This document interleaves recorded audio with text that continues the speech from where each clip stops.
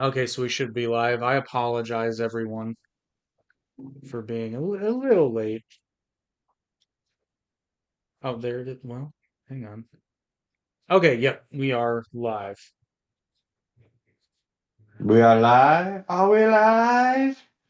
That's a really specific reference no one gets. Okay, yep, we are live. Oh, that doesn't look that bad. We are live. We are live in stereo.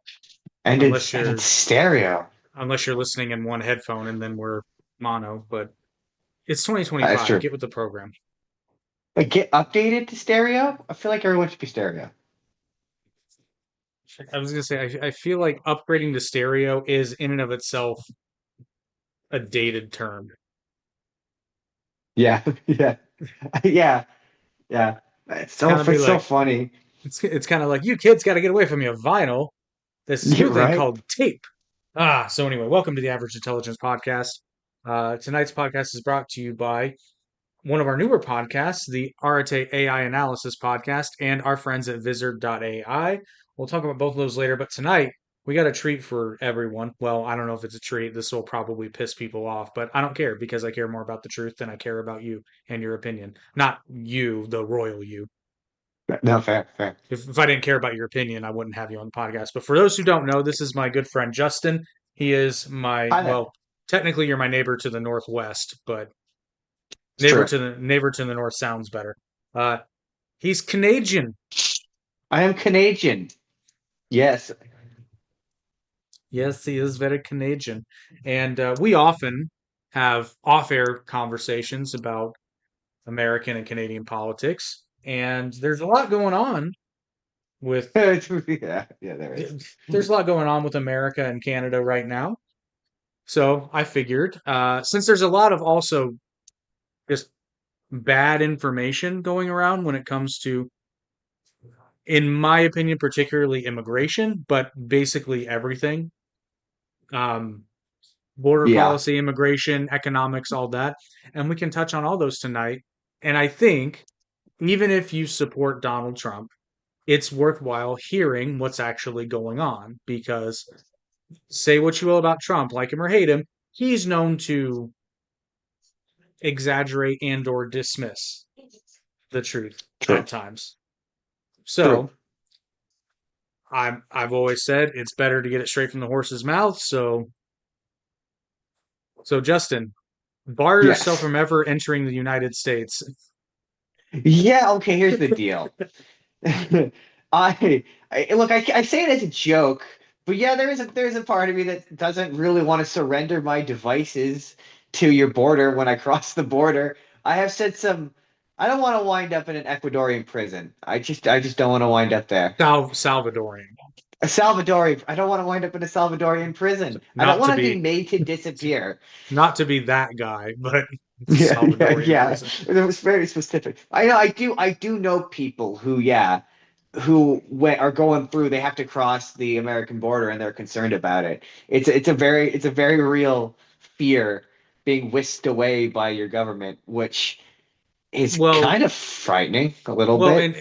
and here I'm going to both agree with you and But disagree with you in the same there is sentence. an asterisk to that, though. There is an asterisk. I will acknowledge the big, because yes, there has been a case of a Canadian getting detained by ICE.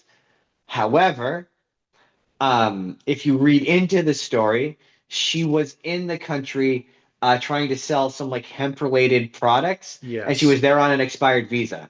So, like, while yes, the seemingly the treatment of her was not good, excessive by any measure, there is gray, black and white. It's not black and white, grains of Yeah. shades of That's gray, as it were. that has kind of been my whole thing during this whole debate because full disclosure, I voted for Donald Trump. I didn't vote for this. Yeah, well, I respected in your last solo special where I hung out for a bit, where you were like, I kind of regret it, and I like, you know what? It takes a big person to say that. If I had known and I'll be brutally honest, even when I was in the voting booth, I was kind of like, Yeah, fair enough. I just had a feeling. And the thing of it, if you've watched this podcast, especially from the beginning, you know that I have very strong opinions on immigration and border policy. And I tend to disagree with everyone to a certain extent, which that's, to be fair, that's most issues. But like you pointed out, the frustrating part for me and this whole thing is both Trump and I'm going to say the left wing media, but the media in general, because the right is doing things too that I don't like, but they're different. They're Yeah. both equally guilty of the same sin, but in very different ways. So, probably my favorite example that's happened is I think, yeah, this was back in February when it was kind of the beginning of ICE being like, and this is an important thing though, is ICE was saying, we're going to go to neighborhoods, and they didn't say they were going to do sweeps, but they basically said they were going to do sweeps, you know. Yeah. And then later they get mad because they're like, well, what? Why isn't anybody home? It's like maybe because when you're going to do an operation, you don't tell people you're going to do an operation. Mine Just a was thought. of a similar vein when they were like, "You guys gotta stop telling people we're gonna show up. It's not cool. Yeah, Stop helping them. You're not supposed to help them." Car- yeah. Caroline Yeah. Caroline Oh Caroline Jesus. Levitt, Yeah. she's been a gift to comedy. She just her having to go out there and explain all of the bat shittery and make it sound normal is just See, like it's my my wild. and believe me, Dance there's a puppet few. dance. My favorite Caroline moment was I forget which reporter asked her, but she point blank she brought up tariffs, right? The reporter brought up tariffs, and she was like, is it a tax on the consumer, blah blah blah. And then I shit you not, I saved the video because I started to practice because I saw during the 2024 election, actually this was in 2023, but it was in the 2024 election. I saw Kamala Harris say something so incredibly stupid. Like it was so stupid my brain hurt.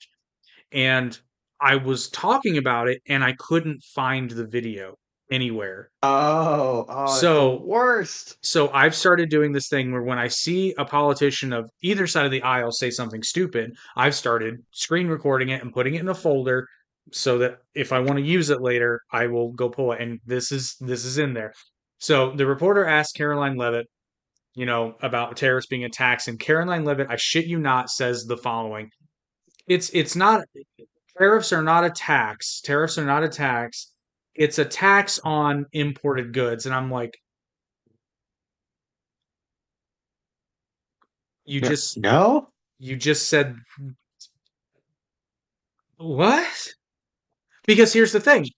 I understand what she's trying to say. This is where Yeah. I often defend Trump in this way. It's like, listen, I understand what he's trying to say. He's using the wrong words, but I understand what he's trying to say.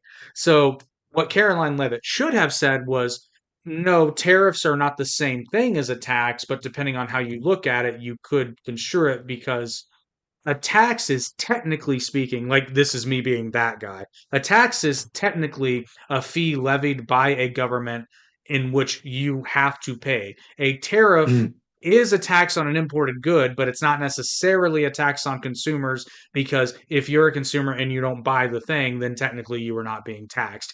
Yeah. It's semantics, but Yeah. if you It, want to be it, it that causes guy. everything else to raise up because the prices of the foreign things ends up going up. So to be competitive, they raise the prices. So it ends up affecting you as a consumer in the long run anyway. Well, with tariff, and this is what I always say, which this is the most frustrating thing about caring about the truth, is because you will often just piss off both sides. Because I'm not apologist enough for Trump tariffs, but I'm also not anti enough for the people on the left. Because I'm like, it kind of just depends on the thing and the country you're talking about.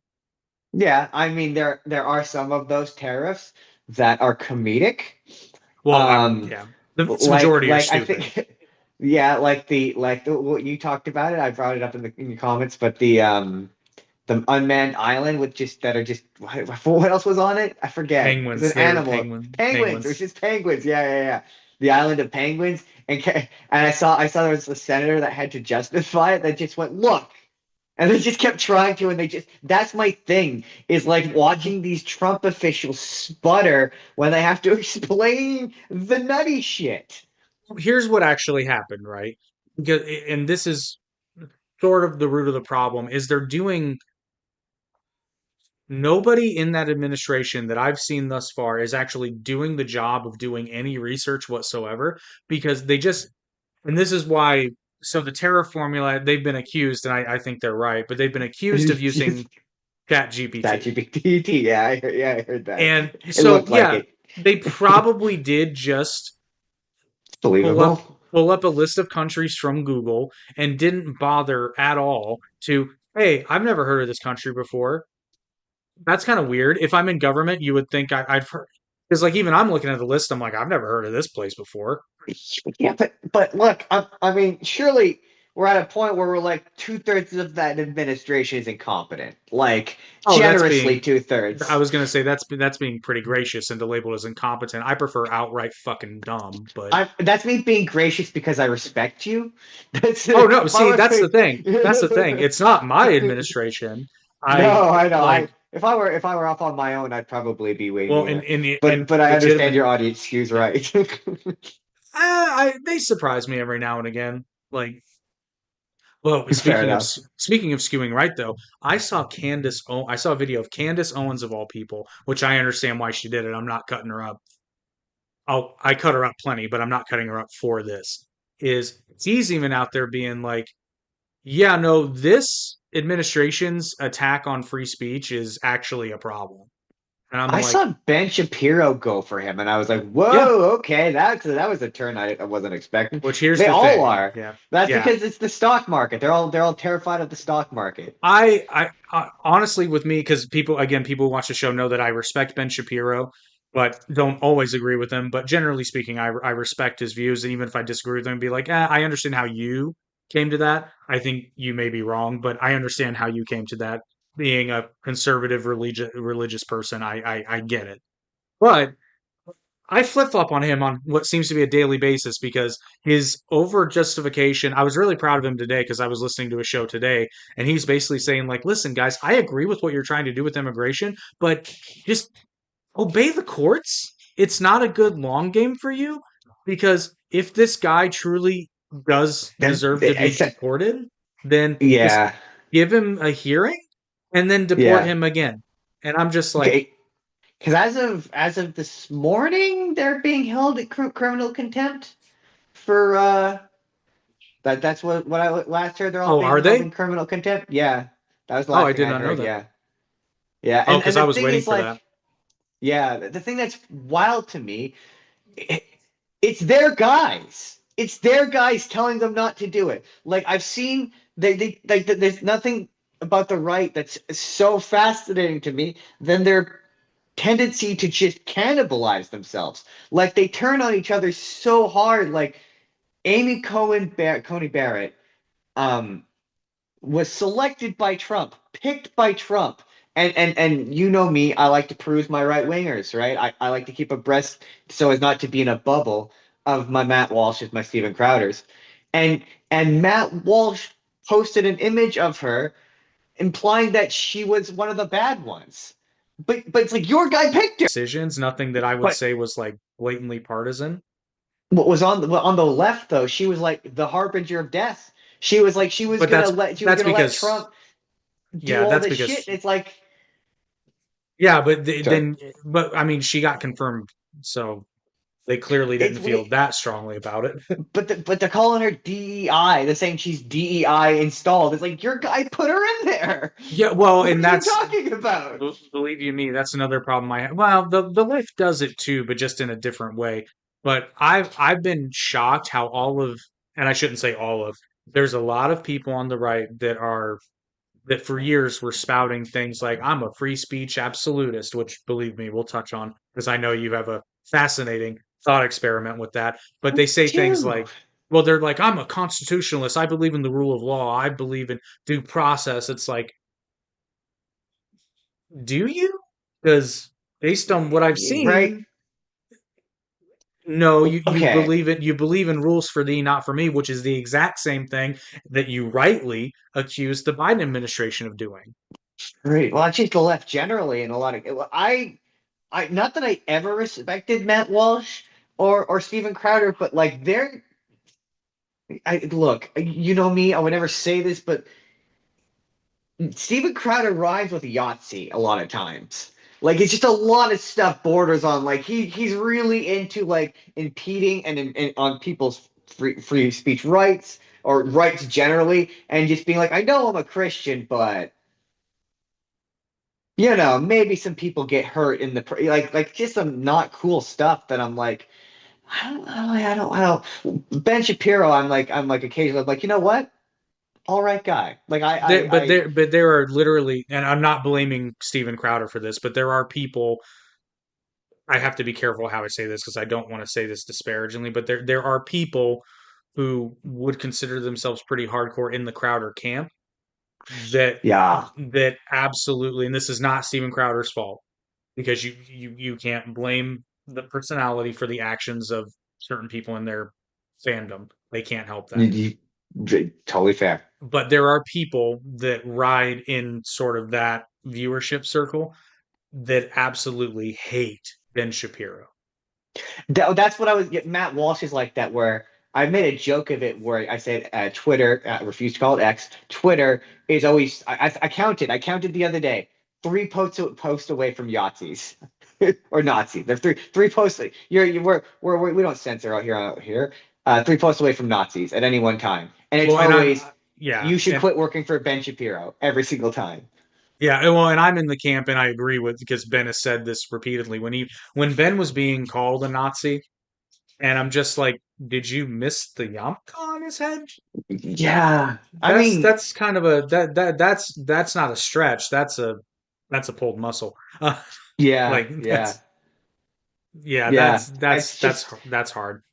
my thing is like if I'm not that, but people who are that like me enough to say I'm a guy if it wasn't for that Ben Shapiro fella, that would make me take pause and look in the mirror if I was a good person. Not that I'm suggesting I don't know these guys. I'm not suggesting they're bad people at Well, all. But I can speak to this somewhat because and again, I understand that my views are somewhat unique and eclectic, but there are hey, times where I'll so are see, mine. yeah, but there are times where I'll see comments in a video that we have done where, and it goes on both ends, right? I've been called a Nazi and a cuck in the same day. Like people watching Yeah, different videos, and it's just like the you, funniest shit that people get offended by is always like it's like I mean, I'm coming from Canada. So for those of you who don't know, Canada is going through an election right now. yeah, they are. Um, and one of our leaders is, I will dance around this as delicately as I can. Of the New Democratic Party is an Indian fellow named Jagmeet Singh, who I want to step down, but that's a long story. Um, Oh wait, I thought you we were. have Correct me if I'm what wrong. I thought you were a Singh supporter. I am not a Singh supporter. I'm an NDP supporter, and Got it. he's done a lot of damage to the NDP party. I think he's lost three elections in a row. I think just in terms of strategy, they're having a whole controversy involving a TikToker. They're having a bad look. Their whole strategy is just to blame the conservatives. Like a lot of your guys' Trumpisms is Kind of like how kind Trump just blamed the libs. of yeah, like um the leader of the Green Party, our federal Green Party, he got on and complained because they were rejected for the federal leader debates, and he got on and complained and said it was this conservative conspiracy and all this stuff. And it's just that's nonsense. The reason why they didn't get into the federal debates is because they stand no chance of winning federally. So them being there is a waste of space and time and air. I agree. The block shouldn't be there either. Anyway, It's kind of like Jugmeat, Chris Christie being in the Republican primary. It's like you shouldn't yes. even be here. Or who's It's the leader not of your happening. guys' Green Party? Elizabeth Uh, Elizabeth May. It's like Elizabeth May. no, our Green Party is No, oh Elizabeth maybe May. hold on, maybe she is the leader. I always think of oh God, Jill Stein. Jill Stein. Sorry, Elizabeth May is our lead. Yeah, Jill Stein. Sorry. Um, yeah, it's kind of like her. That's kind of their fun. They don't really. They're more a spoiler than anything. Um, And so I, yeah, the leader of the I NDP. will say this, not to cut you off, but I will say this because I will give Jill Stein credit. Her tenacity is Yeah, yeah, commendable I because will give her that. Yeah. she's run as the presidential nominee of the Green Party for like the last 5 elections, 4 or 5 elections. I won't get into the allegedly she's a Russian asset stuff. That's Well, I'm not. they But eh. um, but yeah, Jagmeet, he's a Indian fellow, who I have said on my page will never win. I've said multiple times, and look, there's no real cool way to say this. There's a lot of anti-Indian sentiment in my Well, country, I said particularly right now. Um, I'll contextualize this for because I actually said something very similar. Um, I said, listen, there are things about Vivek Ramaswamy that I really like, but it's never going to happen. The we've talked about it a few times, but what he Yeah, and Coulter to his face.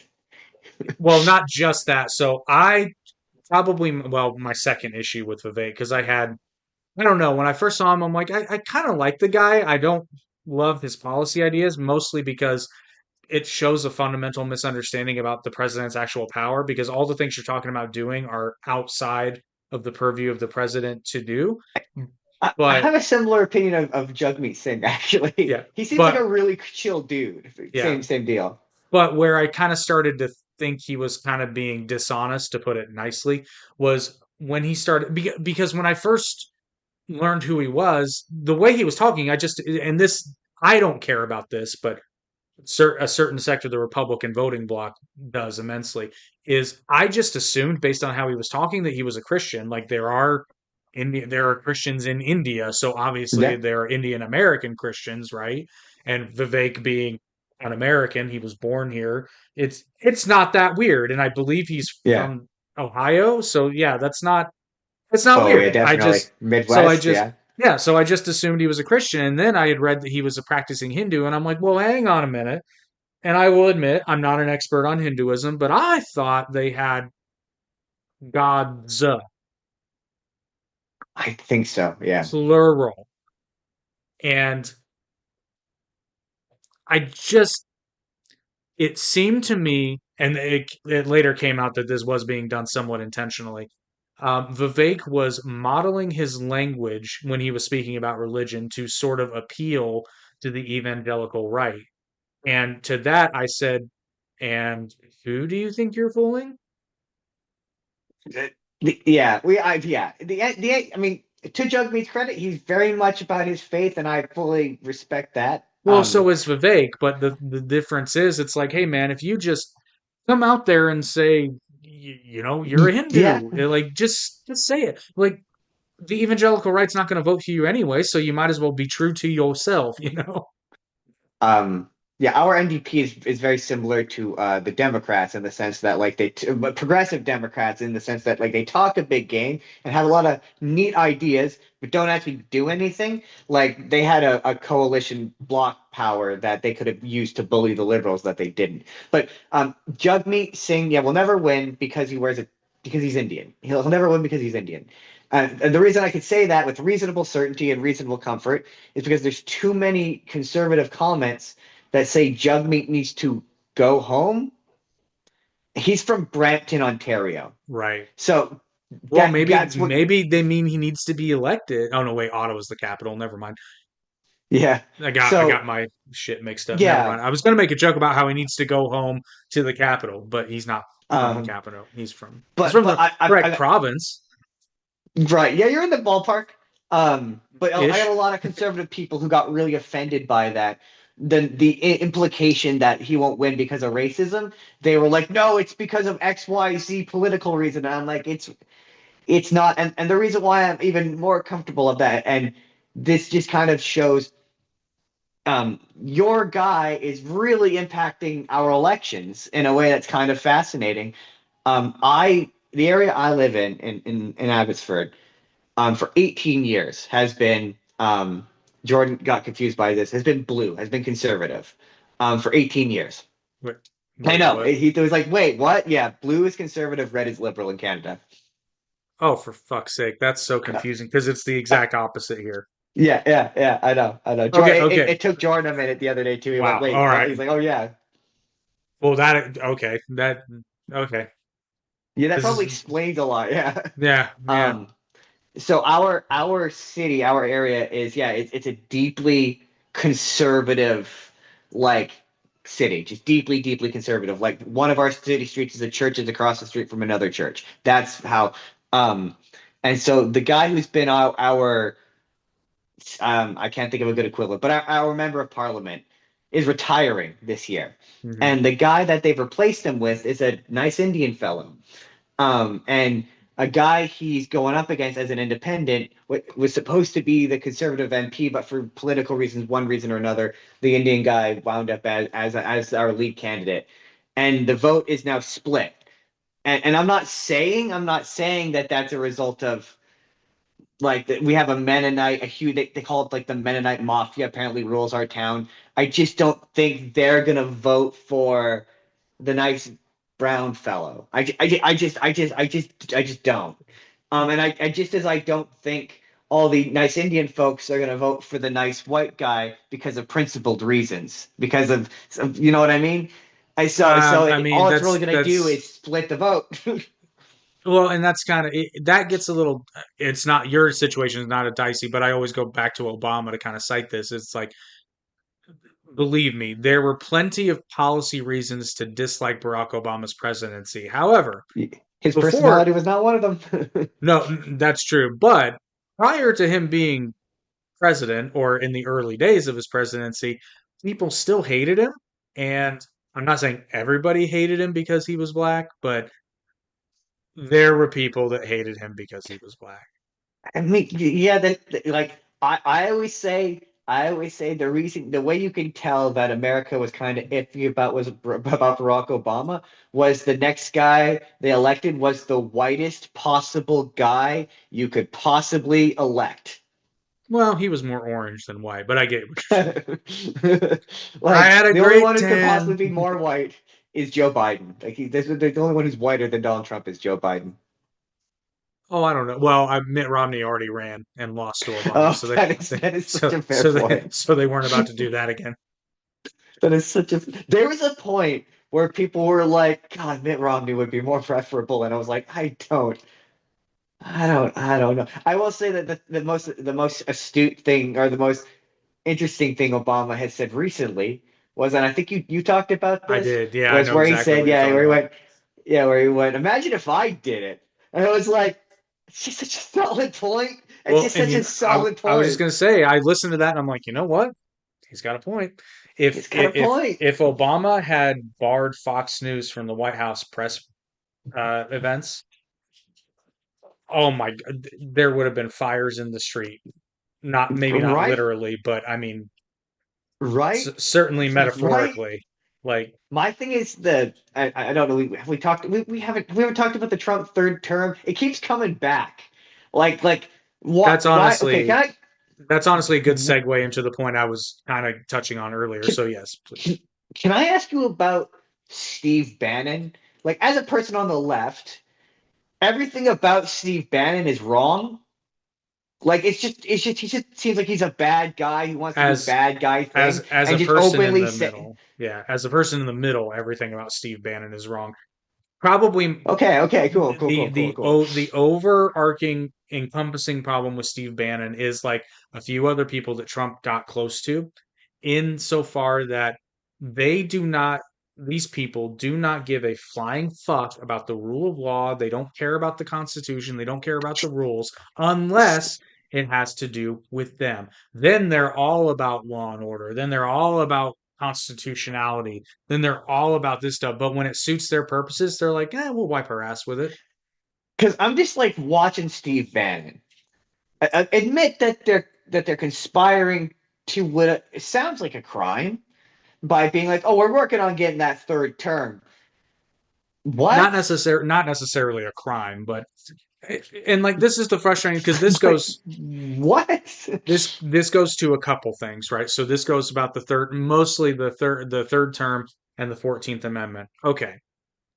So and I think this is probably the source. I touched on this in the solo special, but this is I think is the biggest source of pain when it comes to Trump's third term is that somewhere along, and I know Trump's been chummy with some of these people since before his first term, but there's more around now. But I think these people at some point they've always kind of had Trump's ear with these dubious Oh legal yeah. theories and interpretations, not least of which being that he thought he could stall the certification of the last election. He did it. All right. They tried to do it, but they failed because the Constitution is written in English and they don't understand English when It's I not guess even that, old-timey English. I It's know, like right? regular plain It's English. been updated, right? But here's my point. So they've always had these really, I mean, I say dubious to be kind. I prefer right fucking stupid, but dubious legal theories. But then and I do believe that they did weapon to a certain extent, they did weaponize. There was lawfare against Trump because some of the shit they went for him on, which I thought was kind of weird because there was plenty of legit things you could have gone after Trump on, but they seemed to pick the dumbest shit that they had very little chance of winning on. It's like the one that he was actually convicted of. This is where I'm going to lose people. I'm going to confuse the shit out of people. Like what they actually convicted Trump of doing. First of all, they basically had to reinterpret the law in order to make it a felony. And that's something that could have easily been like that could have been a paper error. Like it's so Fair. innocuous on its face. And frankly, in New York City, that shit happens every day. I'm sure. Yeah, I mean, I mean, when you get someone that's on a an daily. administrative or technicality, I'm like, yeah, I'm sure some scummy attorney has probably Well, done this. and the reason it's a misdemeanor is because under normal circumstances it's a misdemeanor because there technically is no victim because all they did was they falsified, and I say falsified in air quotes because I don't think they falsified. I think they gave yeah, they overinflated the value of the property, but here's the thing. So when you go to sell your house, you obviously want to get as much money as you can for it. So you set your asking price at the high end of what you think you can get. Maybe a little higher than you think you should, but what gives. Here's the Yeah. thing though, you're not going to screw anybody because when somebody's interested in buying your house, they get an appraisal done. And if that appraisal is lower than what you're asking for, the bank flat out says, I mean, if you want to overpay, you can, but we're not giving you more than X for this loan.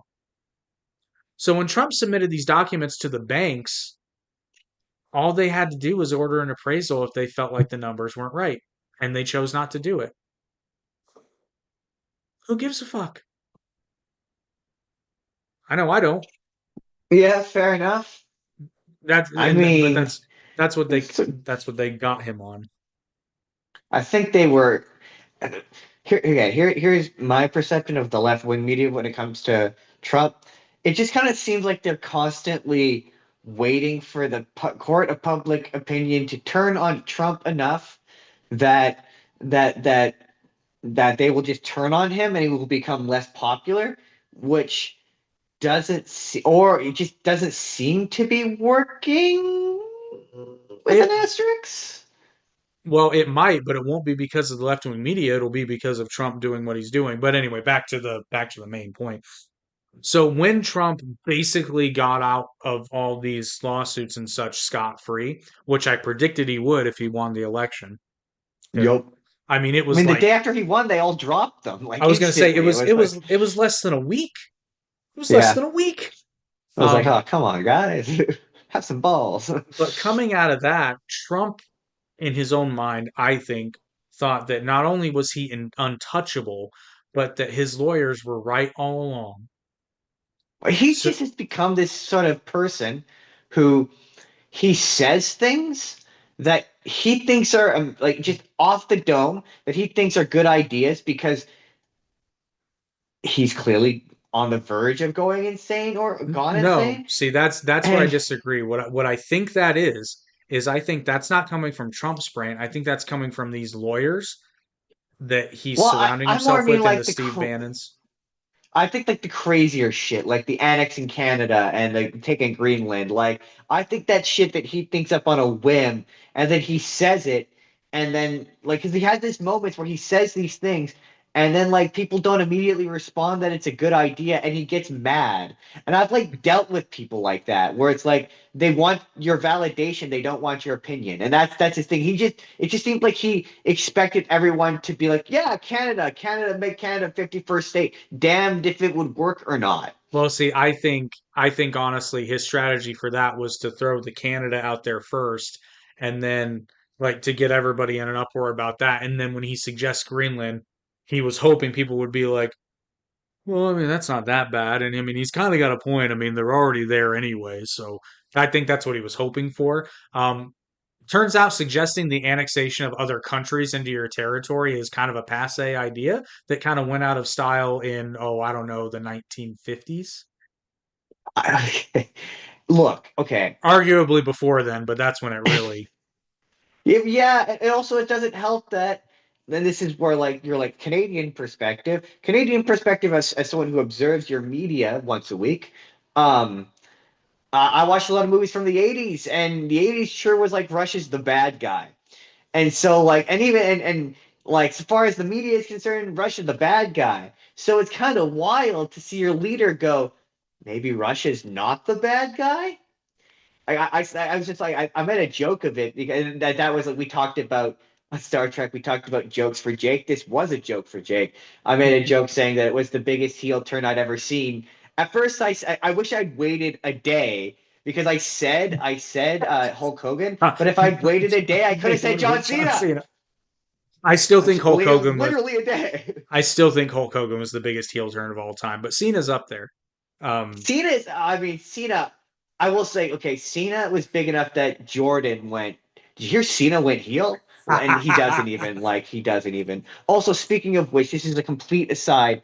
But we have to get you on, and maybe Akeem, your co-host from Down the Middle, on Spur of the Moment to do professional wrestling. we do. I will And get Jordan in touch came with up with Hakeem.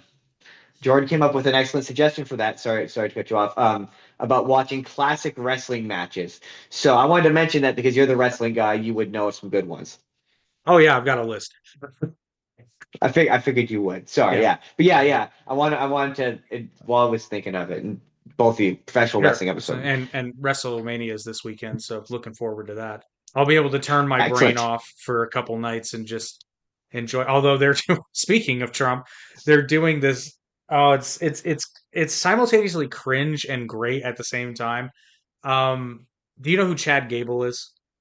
No. Okay, no, not important, but he's a white American wrestler, very like traditional wrestling style, doesn't do any like flips or high flying moves at all. And he was having a bunch of feuds with various luchadors, which are high flying masked wrestlers from Mexico. And his solution to beating them is he is now w- they're not saying it's him, but it's obviously him. He's wearing an American inspired luchador outfit and he's calling himself El Grande Americano. But That's funny. he's maintaining up and down that it's not him, and it's delightful. It's That's just very delightful. funny. And but Trump was at WrestleMania 23, so we'll circle back in. Yeah, it was. But my I don't think it got pooed. no, that was Trump was cheered. Well, but he was the baby face in that thing. Fair. But um but anyway, Trump is surrounded by these guys like your Steve Bannons, and there's another guy who is particularly stupid. The bald motherfucker. I can never remember what his name is, but anyway, he's a fucking idiot. But so when Wait, they Peter Navarro? maybe that sounds right, but anyway, he talks on the news all the time, and they ask him a blatant question, and he just circles around it like a fucking blind dog, um, and never actually addresses the crux of their question because he knows he's wrong. But so these guys are surrounding Trump, telling him all this stupid shit, but now Trump actually believes them because they were, quote, right all along, even though that had virtually nothing to do with them and had more to do with the really, really crummy setup. Because again, the worst thing about liberals in America is they always think they're going to win. So they never once stop to think, could we be wrong here? Because they Interesting, just, because the outsider perspective, once again, is it doesn't look that way. it looks like your left wants to just be embattled so they can complain and not actually do anything. Well, there's that too, right? But I will cite another politician. You know who Cory Booker is, I imagine. I do. Yeah, he talked for a whole 25 hours. That was That's what that I was impressive. that's what I'm talking about though. But here's the Mr. funny Smith thing. goes to Washington. Wow, that's a I mean, I get the reference, but that's an older movie. Uh, It's a good movie. I liked it. But so here's the thing about Cory Booker and kind of encompasses how the American left operates in their mind. So while Trump was president, all they were talking about was eliminating the filibuster. We're going to get rid of the filibuster because it's an unfair tactic. This, that, the filibuster's terrible. And now that Trump's president again, oh, I'm sorry, I take that back. When Trump was running, they were talking about how they're going to get rid of the filibuster so that Trump can't exploit it. That's exactly what Cory Booker did. He used the filibuster. So it's I like, mean, yeah, he did. Yeah, he did. I will say that. But as a guy who's like not pro Democrat but pro sticking it to Trump at this point, I I'm mean, it not was it against was it. impressive. I mean, I'll give credit where credit's due. It's impressive. Although it does seem like he was doing it more to break the record rather than actually stop Trump. I Because, think probably by the end, yeah. yeah. I imagine like it started off, and then you had a point. Probably he was like it was like hour 20, like 23, and it was, you know what? I could push it 3 more hours and break that record. Like I'm Well, I'm yeah, because sure once you it once you probably get became that about that far, at point. You're right. You might as well. yeah, once you get that far. But that's kind of My thing is like, that's how do that's you not run out of things to talk about? well, one dude Hey read man, how's it Dr. going? Seuss. Yeah, I saw that. Yeah, yeah. Was yeah. that Ted Cruz? Didn't Ted Cruz read That Dr. was Ted Seuss? Cruz. Yeah, I forgot. Yeah, that is Yeah. Ted Cruz. The only Which reason why I know that is because there was a Last Week Tonight bit where it's like, I do not like that man, Ted Cruz. I do not like his far right views. okay, that's good. Um, so yeah, so now when these and it also has to do with the fact that it's Trump's second term and they know these are not particularly good things to do optically, but now they don't care because because they know Trump can't run again, right? I mean, they Okay, know this. well, okay, here's my thing. Let's pretend, my thing that's frustrating about this, just up top, is frustrating about this Trump term is people entertaining things that won't happen. It's a frustrating thing for me. Like stop No, it's true. entertaining it, stop talking about it.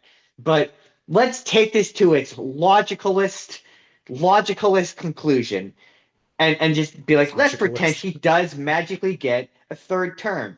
Are you telling me part of this? It has to seem legitimate, so that third term has to run through a legitimate seeming election where you put it to the American people in order to make it seem palatable. So you're telling me after giving Joe Biden shit for being old, they're not going to give Donald Trump shit for being old? And then there's No, like fourth term, and I'm like, so you're talking probably immobile Donald Trump. You're saying, okay, you're saying JD Vance is going to wheel out a mobile Trump because he will probably be in a wheelchair because he is not a healthy man. I do not care what those obviously faked medical records say.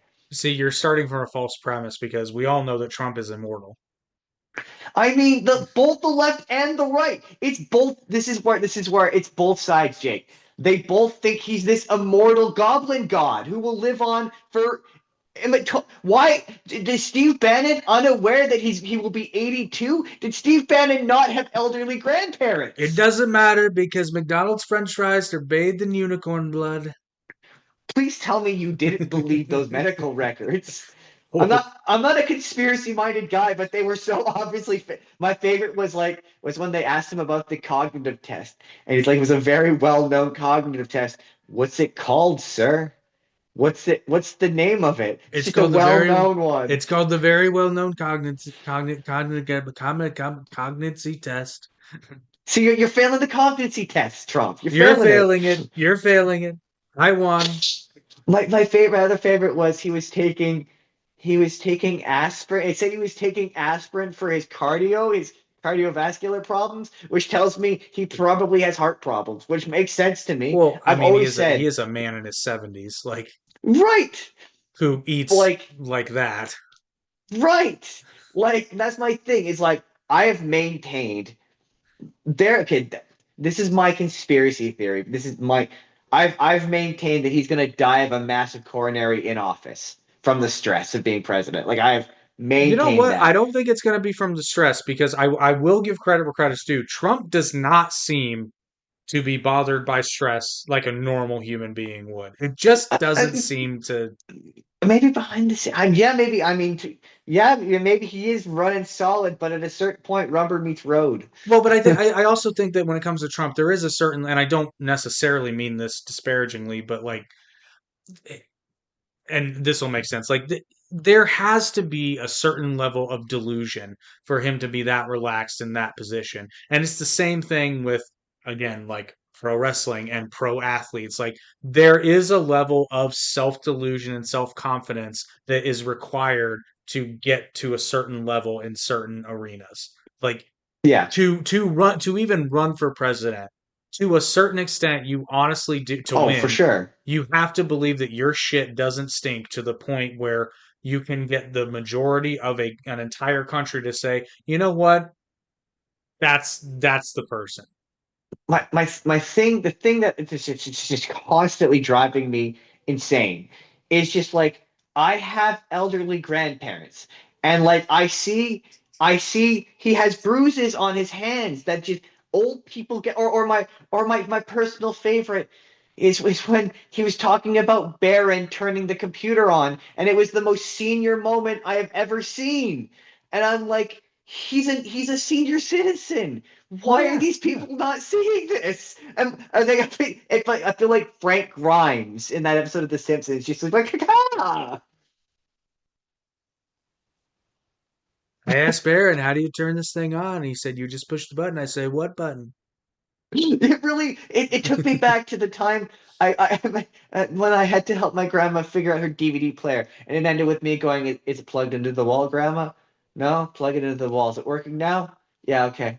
You're Yeah, welcome. Like it felt that's like one of those. We've that's all very been there. funny. We've all had That them. that's very funny because just 2 nights ago I watched the episode of South Park with the Home Shopping Network and Yes. Stan's grandpa. And I just the ending of that episode is Chef's Kiss hilarious because after that whole ordeal, he's like, "Who gave you that necklace?" You, Grandpa. Well, you shouldn't wear it anymore. Looks gay. Actually, my favorite bit is still the "You kill yourself." Yeah, It's, that's, you offer nothing of any substantive value to this world. It's like, oh, that's dark. yeah. But that's a really funny episode. But But so going back to this third term business, ironically enough, somebody else from Canada, from Toronto, asked me. They're like, "Hey, what about what's going to happen if Trump gets a third term?" And I'm just like, he he won't because he can't. And they're like, "Well, what do you mean he can't? What's stopping him?" I'm just like, "Okay." So, and this may be news to some of you, especially outside the U.S., because I've come to understand that our elections are a little bit different. So, here's what has to happen. Each individual state has a certain ballot. Now, the two major parties are always on it, and some third parties, it varies by state. But here's the kicker. So, let's just say, for shits and giggles, that Trump somehow gets nominated as the Republican candidate, which he is ineligible for constitutionally. But let's just say hypothetically they nominate him anyway, which they would never do because they know the following will happen. At that point, every state has to create their ballot, and anyone that isn't up Trump's ass and or has an ounce of common sense and knows the law will look at it and say, Donald Trump, that's weird. He's been elected to president twice. He can't be on this ballot and therefore will not be. my my thing is just like putting that all aside. It's a point I'm going to keep going back to. He would be 82 years old. But that's Like, irrelevant, like, because he can't no, you run. wouldn't get that far. You would never get that far. That's the point, and it's idiotic to even entertain it. Like the thing that frustrates me is when like you see and like this is me. I am willing to be like the left. These fucking like TikTokers like the Dylan pages, the Harry breaking news. Trump is serious about annexing Canada. Yeah, he's serious, but like he's about as serious, or he means it. Yeah, he means it. but like he's as serious as like yeah, he obviously wants to do it, but he doesn't realize he can't. Yeah, Like it's well, one of those. and Like yeah, like he's so here's serious about it. well, and this is kind of and this is the part that I kind of But blame the that media freaks for. stupid people out. Yeah. Well, but this kind of goes back into what I was, giving the media shit for because I never did get to my favorite example because unfortunately, Donald Trump says a lot of shit and he says he's going to do a lot of shit and signs executive orders that say he's going to do a lot of shit. But here's the problem. If the press did their job and actually explained to the American people, hey, listen, like, okay, I'll use a really good example here. When they said they were going to do mass deportations and people were rightfully scared, right? I get Mm. that. But here's the thing, and this is what the press should have done. Look, they're saying they're going to do all this shit, but like even if you get detained by ICE, under very few circumstances can you just be deported automatically. Like you have, But but here's the thing, I get it because you don't want to be detained by ICE. But I guess a better example would be like, okay, I'm gonna go away from well, no, immigration still applies here, but yeah, that's probably a bad example because they did deport somebody that they were told not to, and they and fucking then did it anyway. ignored the Supreme Court when they said they needed to bring them back, Well, and to be fair, like that's another causing a really constitutional crisis. well, I mean to a point, but here's the thing. I think it's actually going to be a very interesting next week because I hadn't heard that they were being held in contempt. That's what I was waiting for because that's going to be kind of the real test of this. And honestly, it's kind of the court's last hope of, mandating their authority. And Yeah, we have seen a massive weakness been revealed in how our government works because apparently up to this point, you can just tell a court to shove it, yeah, yeah. and they don't do anything to you because up until this moment, everybody's just kind of agreed that you do what the court tells you to do. So now it's going to be very interesting what happens to these people. I kind of hope a motherfucker gets arrested. Somebody, probably not Trump, but somebody like Marco Rubio. Yeah, I mean, yeah, I don't. I look, man. I don't know what I want. I don't know what I want. I really don't. I mean, I want Marco Rubio put in jail. yeah, I would maybe like to see Elon Musk go to jail. I kind just Well, to be just to technically, Elon can't go to jail, but okay, this is where it gets really technically, This is where it gets technical. Okay, and they did this for a reason. Because a lot of what Doge is doing probably isn't legal. Some of it is, but most of it probably isn't. But starting with the fact that technically speaking, Elon is not the head of an organization because he is ineligible to be head of an organization because it's not been confirmed. And if he were to be confirmed, he would have to go through a lot of hurdles to not have to not run afoul of conflict of interest laws. So he's yep. basically acting as a consultant, which is not crystal clear that that's even legal. I'm not going to Okay. say it's illegal because I'm not sure, but I don't My think they're sure stance, either. my stance on Doge has sort of changed kind of a little bit in the past week because like my thing has always been it's not so much the what I'm all for government accountability and I'm like the going same. through it's very much the how, and I kind of very much realized this on this past week. My power went out because a drunk driver crashed into a pole, and they were fixing my internet, and it took them like 35 hours to fix my power and my internet. And this is a public utility I pay into, I was and just it's a about to company I ask. paid into. Yeah.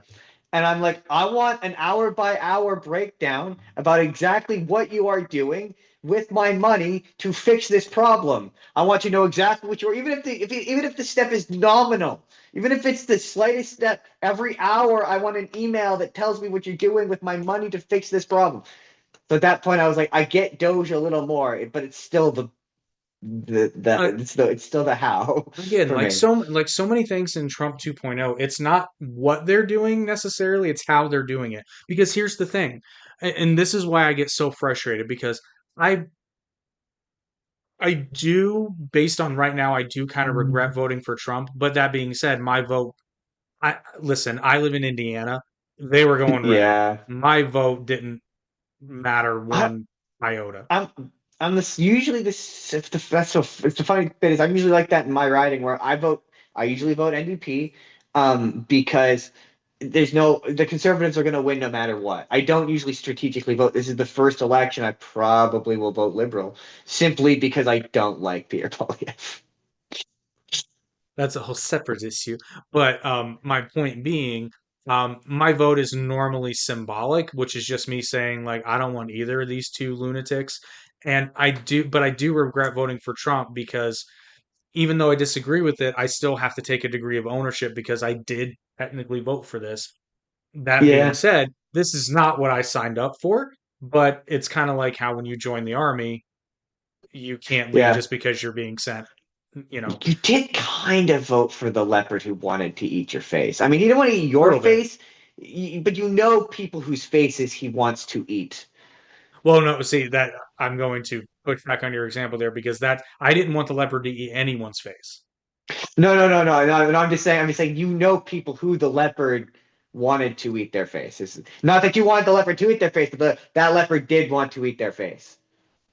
Yeah, in hindsight for Has the sure. analogy gotten mixed up? I think I might No, have no, no. got the I thread. get the analogy. I'm trying not to take credit for face eating because I never wanted face eating. But okay.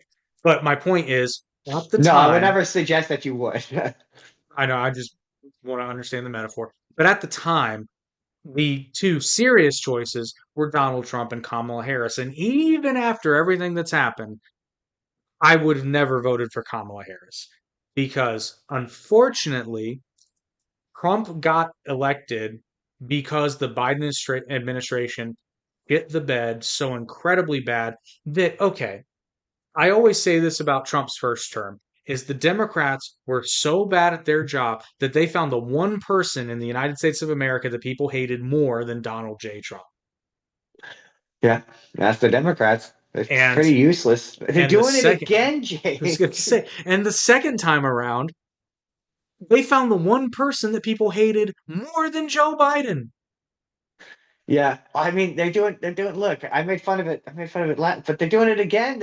With look, I like AOC, I like her, but like nobody else does. So like, Ironically enough, I have the same basic problem with AOC that I have for Trump, and it's this: if you were just, I'm not saying she's dumb, but she's perceived as stupid because of the things she says in public. But just like Trump, if you only thought before you spoke and used your powers for good, I mean, like yeah, you could change the world in such a profound way, but you just say and do dumb shit all the time. Like, what's a big wrong thing with for me right now is like these people not understanding the idea that two things can be true at once. So like a big thing for she's currently doing this tour with Bernie Sanders, and everyone's like AOC and Bernie Sanders, you? Yeah, and then see Bernie a bunch Sanders. of dumb. Bernie Sanders speaking the socialist Bernie Sanders speaking at Coachella, where you pay That $600 to attend. was very odd.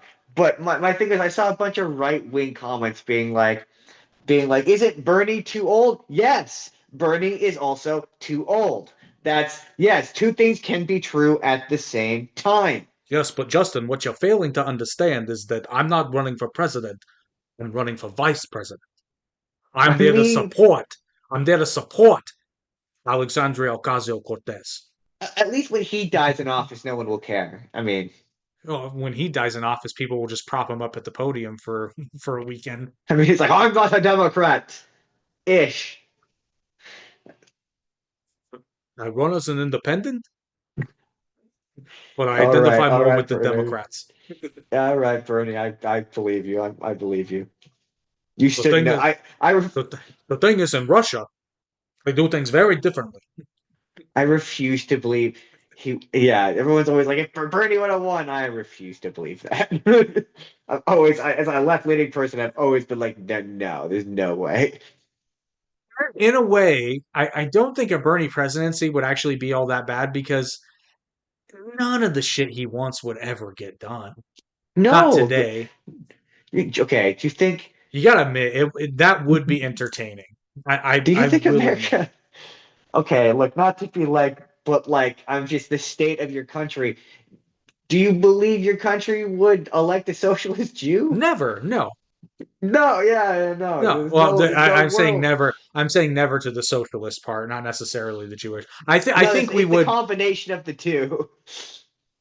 It's mostly the socialist for me, but to be fair, I've kind of not not that I'm blind to anti-Semitism, but I it's one of those things where because I don't believe it, I don't see it as much. Like I was very Fair. perplexed. I was very perplexed after the fallout of October 7th, and I'm like, wait, the Jews are the bad guys here?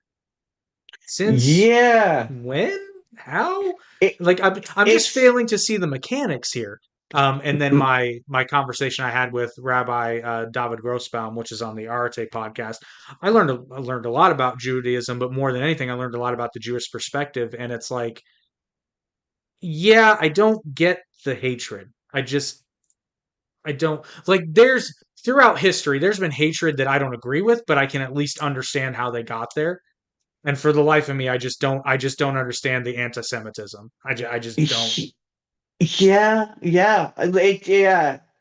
It's anti-Semitism is oddly insidious, and I recently watched based on your recommendation. I think it was your recommendation, either you or Eric, Imperium with Daniel Radcliffe. And like the most striking bit about that movie to me was the one who was just a normal guy. Yeah, but Like that's that's one of the better parts of that movie because I okay, know, but it's and just like I feel this way about activists in general, not just the like the shitty extremists, but like okay, this sounds so bad because like you have the right to protest. I get it, but every time I see a big protest, I always have the same thought, and I'm like, don't you have something better to do? Like, don't you have a job? Like, don't you need to yeah. be at work at 1 p.m. on a Tuesday? I Like, got in how trouble for calling protests a nuisance on the internet once, so I mean, to be fair, most of them are. Some, not all. Sometimes they're effective, but I will say, okay, I think it was on the radio. Someone said this, and it was very astute. And they said, with things like that, they're kind of it's like the save the oil people who are annoying. Um, Protests like that, you are not going to convince people who don't agree with you because they think you're obnoxious and hate you. You're not going to convince people that agree with you because they already agree with you. And if the object is to convince people who are undecided, annoying them is not going to accomplish that. And I was like, you know what? Yeah, that's right. Yeah, that is a very I mean valid point. that's true. But a lot of people, and I'm not going to say all. Um, a lot of people tie their beliefs into their self-worth. So and Hmm. that becomes problematic because then like you're actually not trying to save the whales. You're just trying to make yourself feel and look better. Because Yeah. I always cite this. And see, I'm proving my own point here because I always forget the kid's name, which he's not a kid anymore, but he was a kid at the time and he's younger than me. The gentleman who invented the method for extracting trash from the ocean, and they have multiple boats going out all the time doing this great work, and they're actually making a dent. Like I was floored, and their goal is to dismantle Garbage Island, which is an island of trash in the Pacific Ocean that's roughly the size of Texas. Whoa. The thing I is, feel like I knew this. yeah, but the thing is, he's actually doing it, and nobody knows his name. But then you've got Greta Thunberg, who just wanted to skip school on Fridays and bitch, moan, and complain, and hasn't really done anything because her prescriptions are unrealistic at best and stupid at No, worst. she's been dragged out of several events. Okay. I'm just saying. She's participating. Well, but okay, but that's what I'm saying is like she's protesting, Just but what's she doing though? That's what I'm saying. She's I know. I'm being an ass. I'm making fun of Greta Thunberg. Well, no, because literally, if I'm missing something, let me know. Because my if my opinion is based on a faulty assumption, I want to revise it. But No, I think protests like that are stupid and evil. I don't know. I think there's better uses of your time and activism that you could actually, but that is big. Someone would argue, I've had people say the point of those protests is to be disruptive. So, but sure, I'm, but that's where but maybe my the the the conservatism leaks out a little bit. the stop oil ones are generally speaking very entertaining for all the wrong reasons. One of my favorite videos was one where there's two. One of them was they were trying to block entrance into this plant, and then some guy walks up there and he was like, "What's all this about?" Because they're in the UK. He's like, "What's all this about?" And it's like, "We're trying to shut down oil production." He's like, "That's cooking oil, right?" He's like, "They make cooking oil in there," and it's like, and then the other one I love is when they were throwing paint on stuff. And then some guy in the background is like, that's oil-based paint, right? I mean, my favorites are the ones where they like run on stage and get the guy and they're just like, "Well, there's $100 ruined, Well, evening so ruined." so here's another thing, and this goes back a ways, but the PETA protests where they would throw paint on fur coats, and it's like, okay, they're just going to buy another one, you dumb fuck. Right? Like, PETA is also the worst. I say yeah, that it's an animal lover. well, oh yeah, because PETA is full of. Like, one of the conspiracy theories that I don't necessarily believe, but I wouldn't be surprised is true, is that PETA is actually just controlled opposition of the meat industry to make animal rights That activists is look bad. that is Like, believable. I'm not Yeah, saying it's that is. true, but if that came out, I'd be like, oh, that tracks. Yeah, that makes sense. That makes sense. Of That makes course, sense. the big conspiracy theory is that Trump is actually an agent for the Democratic Party. Which again, Interesting. not saying it's true, but if it came out, I'd kind of be like, yeah, that kind of makes sense. My conspiracy is that he is dying, and they know he's not going to make it through the term, and that's why they're railroading as much of this bullshit as they can, as fast as they can, I disagree. just in case he bites it. I think they're trying to railroad all this stuff in because they know that optically it looks very bad, and they know there's going to be a blue wave through Congress in 2026. Oh, that we agree. But That we agree. here's where their short-sighted, dubious legal minds fail to see. It's like, okay, let's say that you ram all this crap through, right? They're just going to undo it when you Yeah, inevitably lose because like you don't understand that you're pissing Republicans off. yeah. Oh, yeah. You said you seen those town halls with pissed off Republicans? Like, but this is where it tests the question becomes how strong is party loyalty? So here's the thing. Um,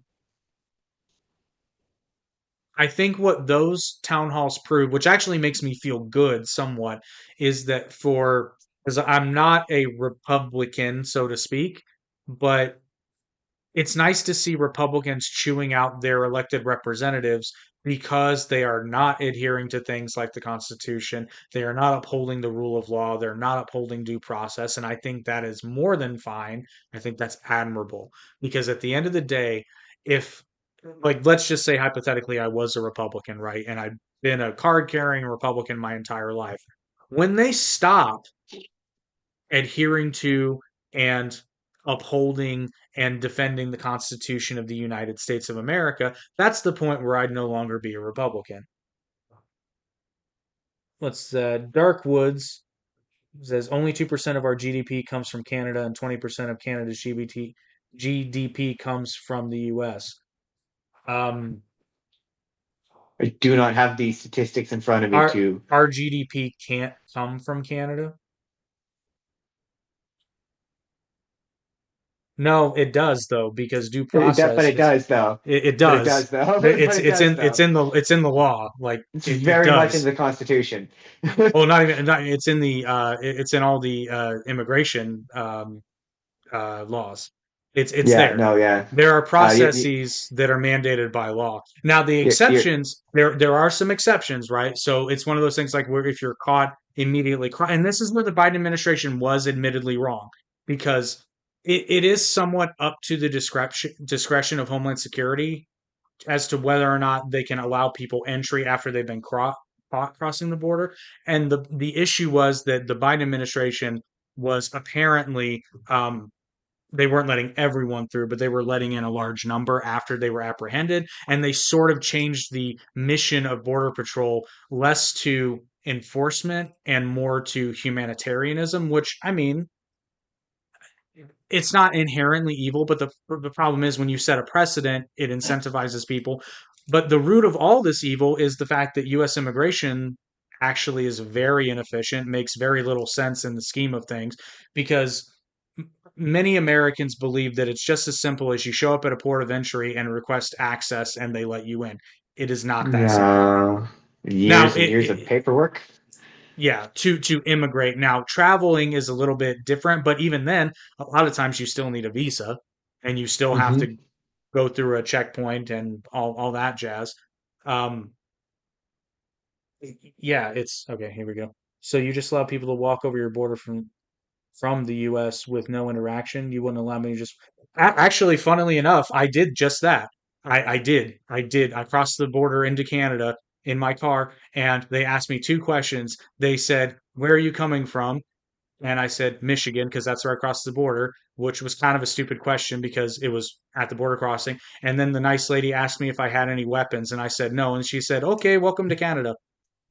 That sounds about right. I mean, Also, now, if mind you, when I crossed the border back into the United States, I wasn't detained, but there was no line, they, and I sat there for 25 minutes. they had questions. There, yeah, yeah. I'm sure they. It probably looked like. Yeah, now that I'm saying it out loud, you wait. You went over for like an hour and then you came back. Yeah, that's not suspicious. Well, that is when it confirmed in my mind that there are actually tracking devices in our passports because it seems pretty obvious they were looking at our driving Yeah. and were like, what were like I'm sure after I didn't freak out, but I was like, oh God, they think we just delivered a bunch of drugs. I Yeah, I was gonna guarantee you say that's what that's what it sounds like. because I'll tell you, listen to our driving directions. We crossed the border and then we immediately went to a Tim Hortons and then we drove around for a bit in a like residential area because I got lost. Um, and then we went to a mall Sounds about right. and then Yeah, we went back to Michigan. yeah, I could see. Yeah, I could see why they. Okay, that's not what happened when I went to Canada and walked across the New York from New York to Niagara Falls. Yeah, there's certain spots where you can walk across the border. Yeah. But this was some years ago. This wasn't recently. This was what year was that? Hmm. I don't remember what year that was. I want to say maybe it was 2013, 2014, or 2015. I can't remember. There's a road by where I live. It's called Zero Avenue, and like imagine it's just like a long, just like farm road, and on this side is a ditch, and then America is right there. Like there's no wall, there's no nothing, and on my side is Canada. So I could literally just walk over the border. Like there's you can drive down, you occasionally see like a border car there, but otherwise I could pretty much just walk across your border fairly easily. Now, here's the thing, just to kind of clarify my position on this. No, I don't think that you should just be able to walk across the border willy-nilly and settle into a different country. That's not really what I'm talking about because I do agree 100%. I was on Trump's team and still kind of am when he like I don't want unrestricted border crossings, right? But at the same time, oh, hang on. What's this? So why did you think Canada was needing to tariff the products from the US to the tune of 25%? That's directed at you, Justin. Oh, me. Oh, I mean, what? Okay. To be There's fair, a kind of a complicated. I'm pretty sure that if Justin were in a position to implement or get rid of tariffs, I imagine you're a free trade man like I am for the most part. Yeah, yeah, pretty much. I mean, I don't understand why you would set a high tariff on a ally. I don't fully understand your guys' foreign policy. Screwing over your friends is not really a Now, I'm not going to let you get away from this. He's asking about Canada, damn it. Canada, look, I think it's I don't think we did anything to deserve it, and I think he's a bad president. I think would be my answer to Well, that. no, no, I he's asking about the tariffs that already existed on U.S. imports into Canada. Yeah, I've never. I'm gonna be honest. I have not been paying attention to the tariffs since before. I have no idea. I know What that are the Canada tariffs on? has. Would be my question. I know that there's a pretty hefty one, or at least there was a pretty hefty one on Canadian maple imports and for I know that steel. I think there is one on Canadian lumber or American lumber, I think, and Yes. that's purely because you guys fucked us on lumber. Well, maybe you fucked yourselves on lumber, eh? No, I don't know. I don't know the It story. it was something. The only reason why I know that is because it was British Columbia related. Something to do with you gave us a really but America gave us a really bad deal, and yeah, we did the tariffs because of Well, that. and I dark woods. I don't know if this will answer your question, but it might give you some additional perspective. So my day job is I'm in the cabinetry business, and one of our suppliers, they had one cabinet style that was a natural maple, and it just so happened to be Canadian maple. And because of the import, wait, hang on, let me.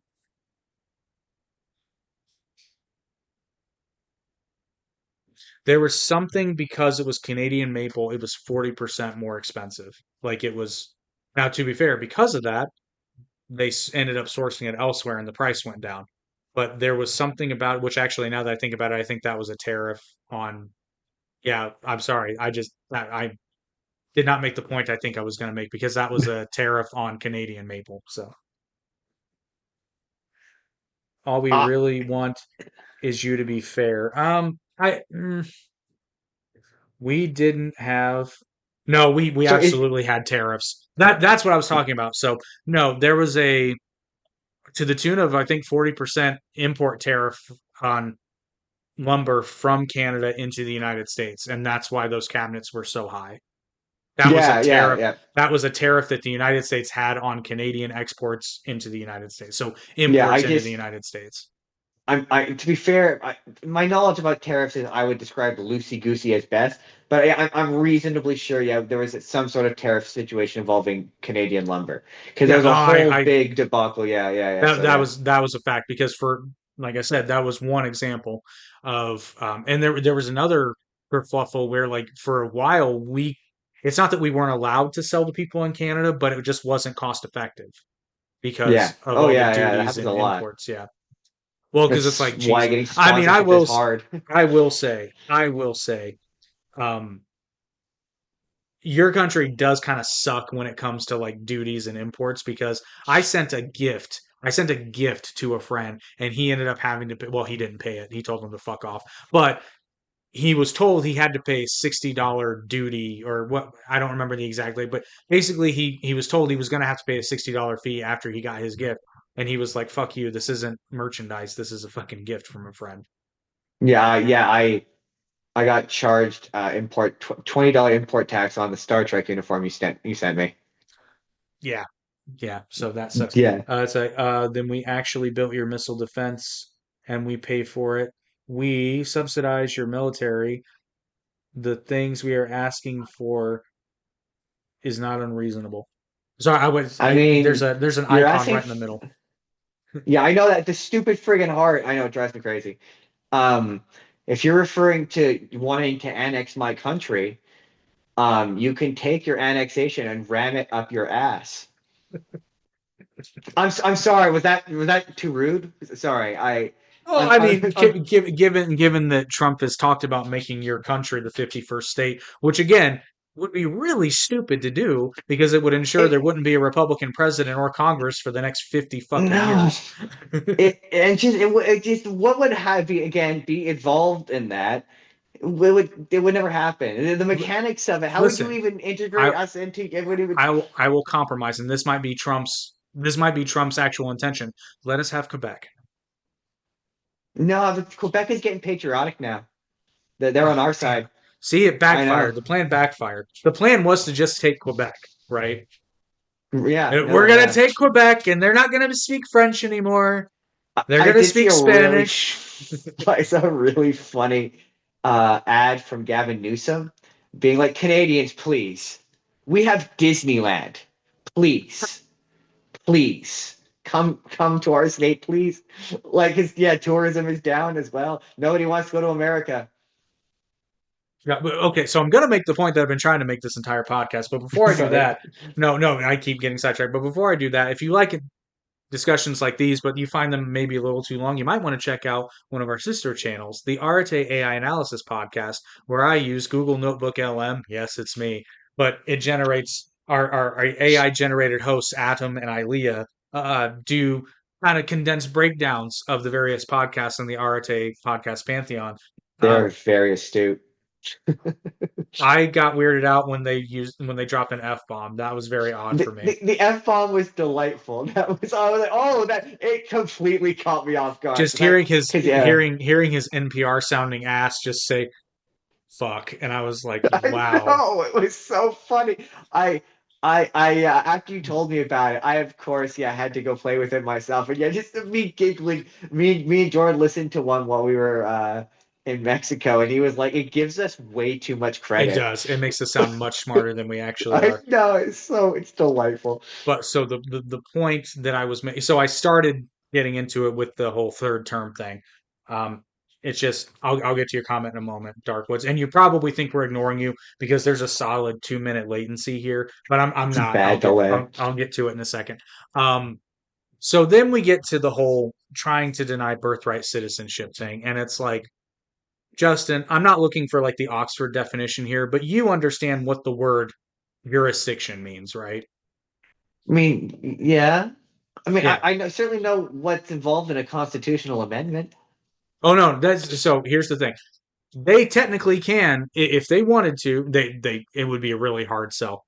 There is a way to amend the Constitution. So if they wanted to amend the 14th Amendment, they can. There's a method to do it. It's very difficult, but there is a way to do it. Same with the whole third presidential term. If they wanted to change the Constitution, they can. But the president doesn't get to just reinterpret it. And No, that's no, not how you, like that's not how not how this your works. shit works. And what's funny is because I will keep saying this because it was wrong then and it's wrong now. They first started saying this stupid shit. Vivek was the first person I heard say it on the in the first um, primary debate, where he was talking about he wanted to end birthright citizenship for the children of illegal aliens because the 14th Amendment says that that all persons subject to the jurisdiction of the United States are citizens. Illegal aliens are not subject to the jurisdiction of the United States. And I'm like, this motherfucker doesn't know what the word jurisdiction means because, newsflash, if you're not subject to the jurisdiction of the United States, they cannot prosecute you for a crime. So How can you go ahead. determine one is illegal if you don't have jurisdiction on them to call them illegal? Ta da! So that's what we call stepping on your own dick. But and then putting it in your mouth and pulling the trigger, so to speak. But okay, Vivek, yeah, let's go ahead and play. I said it at the time. I was like, okay, go ahead and play that game. But now the Republicans are. Oh, yeah, you're right. Okay, so I'm going to go to your comments because, uh, well, we aren't going to keep subsidizing your country. You're not actually. I bet you anything we will. But if Canada keeps okay, Canada has not been threatening violent action against the U.S.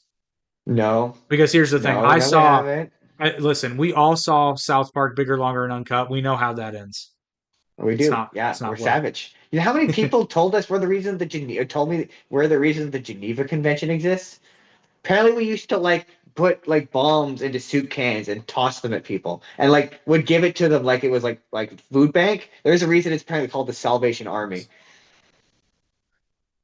Oh yeah, Haley says I got weirded out when they were talking about my Once Upon a Time episode. Here's the thing though, it's not a perfect model because for some reason, Haley, in when they analyzed, I almost said analyzed, when they analyzed your podcast, they got your name confused with the host of the other podcast who was your guest. So there's a moment there that's very confusing. But then Dark Woods, which by the way, Dark Woods, thank you for dropping by.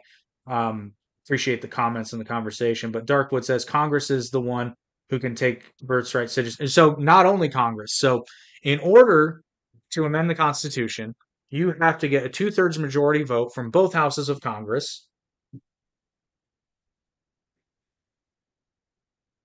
Oh, but no, but in the Canadian government's not saying that.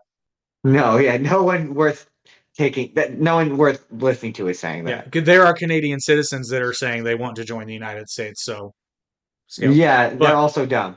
but but to amend the Constitution, you have to get a two-thirds majority vote in both Mhm. houses of Congress, which is nigh impossible. And Like it on has to be anything, ratified by the states. it has to be. So here's the thing: two-thirds of the states have to agree to even take it up into the ratification process, and after that, three-fourths of them have to ratify it. And if you look at an election map from 2024, you'll notice that while Trump did get the majority, it's not three-quarters. Yeah, and also, your two parties can't agree on the state of reality really much anymore. I mean, Like, you think they're that's going to agree to give that guy another whack at it? oh, I was talking about birthright citizenship, but yes, yes, I mean, yeah, fair enough, fair point. That as Eh, well. But and this goes back to the due process thing. So it's like, no, and I understand there are varying schools of thought here, but let's just really think about this. I am of the belief that if you are in the United States, regardless of your status, regardless of whether or not you're a citizen, and the criminal justice system backs me up on this because I always say things like it's not about what you say, it's about what you do. And here's the thing: when an illegal alien is arrested for a crime, they are arrested and they go to trial. Generally speaking, there are a few exceptions where if they're like recently in the country illegally, at that point it's a little bit easier to turn around and deport them. But and I think you want it this way because let's say that somebody does cross the border illegally and they commit a crime.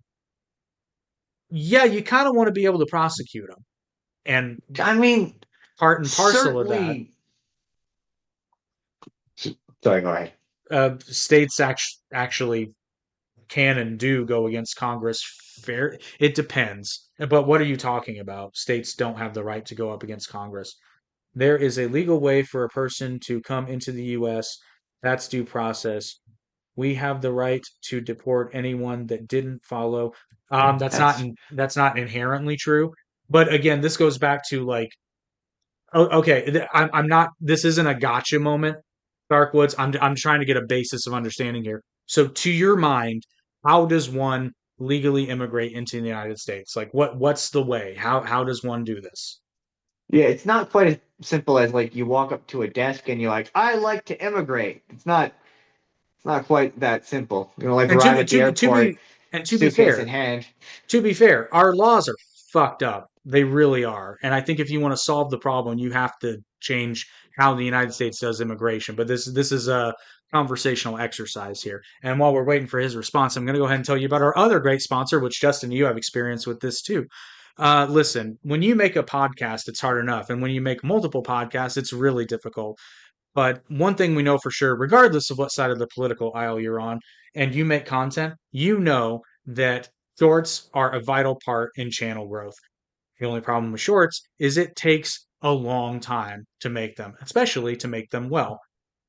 Thankfully, I discovered our friends at Visor.ai, which is an online tool that is so freaking great. But what it does, first of all, first cool thing, you don't actually have to upload your video. You can just use the YouTube link and it will pull your video from the internet, which is awesome. But it will use its AI model to pull out the clips of your podcast that are most likely to go viral. Not only will it do that, it will actually tell you why once they load all the clips. It will auto edit it for you into a two-screen setup if you have multiple speakers, or you can change that later. It will auto caption, but you can edit that or eliminate it. And like I said, it kicks out about 40 shorts per video, give or take. And Mhm. you can be as anal or as little anal as you want to be because you can literally go in and edit each individual clip, or you can just do a batch export. So you can realistically crap out 40 shorts in like 15 minutes. and they're Yeah, ready to post. it's definitely cut. I mean, it's cut my raw footage for shorts was like 30 minutes. It's cut it down to like 8 minutes. And that, yeah, it gives you for the clips that it gives you, gives it a virality score. And correlation does not equal causation, but I will say that the shorts that it recommends perform exponentially better than my other shorts. And since I've started using Vizard, my subscriber count has jumped up like 15 subscribers. So again, not saying it's related, but it has been since I've started using Vizard. So It's an interesting coincidence. But it that is a being said, very interesting coincidence. so you can start making your viral shorts today. Just use the second link in the description, and it lets them know that we sent you. Okay, so the immigration process is antiquated and needs to be updated, but you shouldn't come in any other way but the process. So here, okay, so we're getting into the you apply for a green card and a visa. Okay, you can't just willy-nilly apply for a green card though. There are very limited stipulations in which you can apply, and most of them require you to already be in the country. So there's a problem. Um, and a visa, okay, you have to apply for a visa, so you may or may not be eligible for one. Because again, it's not like a blanket visa. Most of them are employment related. Um, Actually, I think all of them, student or employment related, pretty much. Now, the one exception would be a fiance visa. But again, that requires contact with the United States in some way, shape, or form. And here's the thing: what do you think the waiting period for that is? It's freaking I insane. know it's a long time, Um, but also, and this is where I would say when you're being that deported and sent to a prison illegally, what is the legal way? that's not Mexico's policy, my friend. You can go way further than 14 miles in as a tourist. I've done so. I drove through. We crossed the border at Laredo, and we went all the way down to Michoacan, which is about 2 or 3. It's 3 hours east. Sorry, 3 hours west of Mexico City, which is way down. It's way past 14 miles. Way past 14 miles. So no, that is not Mexico's policy. And they stamped my passport. So yeah, no, I didn't sneak in. And they asked me where I was going, and we all said Michoacan. Getting into No. Mexico has always been really easy for me. Yeah, but a tourist visa is temporary. So if you want to move to the United States, your tourist visa is generally speaking good for 90 days or 60 days. I can't remember. So I can't Yeah, and remember. it's multiple month process. Yeah, and again, it's not granted. So this kind of proves my point. So like I said, most of okay, hang on. They stamped your passport. That's a visa. No, it's not. It's not a visa.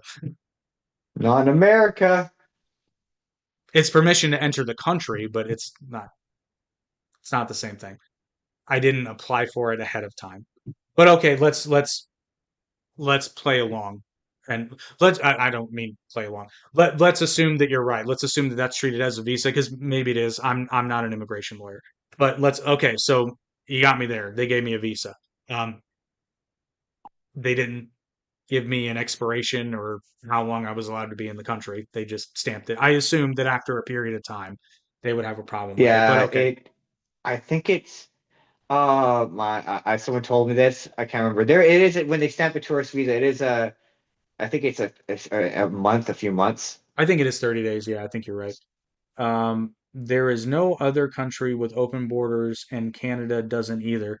I mean, they kind of do. It's pretty easy to get into Canada. It's not hard. I It's mean, it's not difficult. they've tightened it up a little bit, but I think that's mostly symbolic against the United States. But okay, so here's kind of my point though. So virtue, I assume that you bringing it up means that you think that Mexico's policy is good, or maybe you disagree with it. So I don't want to put words in your mouth, but so by virtue of that logic, if you do like that policy, then you would by virtue of that think that it would be okay for people to be able to enter the United States for up to 14 miles. Well, so then we just have a bunch of migrant encampments that are 13 miles north of the border. Like, I Yeah, it's not don't, really. why do you think the US, I don't think the US should have open borders. I don't. That's not what I'm saying. But I'm just saying that I think that for a country that wants to stop illegal immigration, they are heavily incentivizing people to enter illegally because it's demonstrably difficult to enter legally. Yeah, you It's made the kind of like rules it. so Well, hard. it's like prohibition logic, right? When booze is illegal, then anyone who has alcohol is a criminal. Pretty much, yeah. The simpler solution is to just not make alcohol illegal. Now, I'm not saying that's not an apples to apples comparison, but it's like when your policy is creating criminals, it might be the policy's fault. Because here we go again. But okay, here's a good example because you brought up green cards, right? I'm not saying this is you, but a lot of Americans believe are under the impression that all you have to do is cross the US border and marry an American citizen and you automatically get citizenship. No, that is Hmm. not true. You can't even get a green card that easily because even if you do everything right, you still have to go through an interview and prove that that the relationship is legit. And that's up to the sole discretion of USCIS. True. I mean, okay, my ultimate point to all this would be, but big but that's also that it's hard to when they're talking about deporting citizens. Well, Um, that's a whole other thing. it's hard to be like, yeah, just get your citizenship, you'll be fine. Will you? Yeah. So he also says, why do you think Americans can't do the jobs that the illegals do? Two answers to that I think question. One, I don't think it's necessarily that they can't do the jobs. I think they don't they want don't to do want the to. jobs. Exactly. And have you seen Nicaraguans take down and put up a roof? It's a True. lot fucking faster. Yeah, no, people they don't want to do the jobs that those immigrants do. And they don't want to make them legal, so they have to pay them more. Yeah. So here's the thing, though, Capitalism. and this is the thing is here this is where we can reach compromise. So one of my policy prescriptions would be to create a new type of visa class that's easier to get, it's cheaper to get, and has way less restrictions for seasonal workers. So this visa is good Yeah. for I'm gonna say 6 months just to pull. It depends on how long a harvest season is, right? It might be 9 months, whatever. This visa is good for a defined period of time, and you have to renew it every year. So, but that solves the issue of seasonal farm workers, for example, because I will say there is one potential because that does sound sort of similar to a immigration policy we have in Canada, where it was like in order to um basically in order to incentivize companies to hire foreign workers, they got a tax credit, which just in turn caused them to bring in a ton of foreign workers and hire them for short-term employment so they can get the tax credit, and then that's all they would hire. And it pushed Canadians out of Canadian jobs, quote unquote. see, Darkwoods, we agree on that one. He says, like, I'm assuming you're a guy. If you're not, I apologize. It's like I said before, I think the immigration system is antiquated. A person should be able to get a visa or green card in the time it takes to check the Interpol database for a person to identify. That I agree with you. Yeah. If that were a case, you and I would more than likely be in total agreement. Because at that Yeah. point, all of my problems go away. Because my issue is the time it takes. And like I use this example a lot too. Um, so this is the case with, and I understand we have a refugee program, but it's not the worst, but it ain't the greatest, especially when I use Venezuela as an example here. When you have a massive countrywide economic crisis, um, you kind of need a different avenue because here's the thing. When you are escaping as just a human being, regardless of where you come from, when you and probably more importantly, if you and your family, if you're trying to get your family to safety, your number one priority is to get to safety. You figure out the rest after you get there. So I can understand why people, I'm not saying it's good, I'm not saying it's legal, but I can understand someone's rationale for wanting to just get to the United States and then figure the rest Hmm. out later. I can wrap Yeah. my head around that. So instead of fighting it, I think that our government could do things to make that process I'm not even going to say easier, but streamlined. Because I think that, and people may disagree with me on this.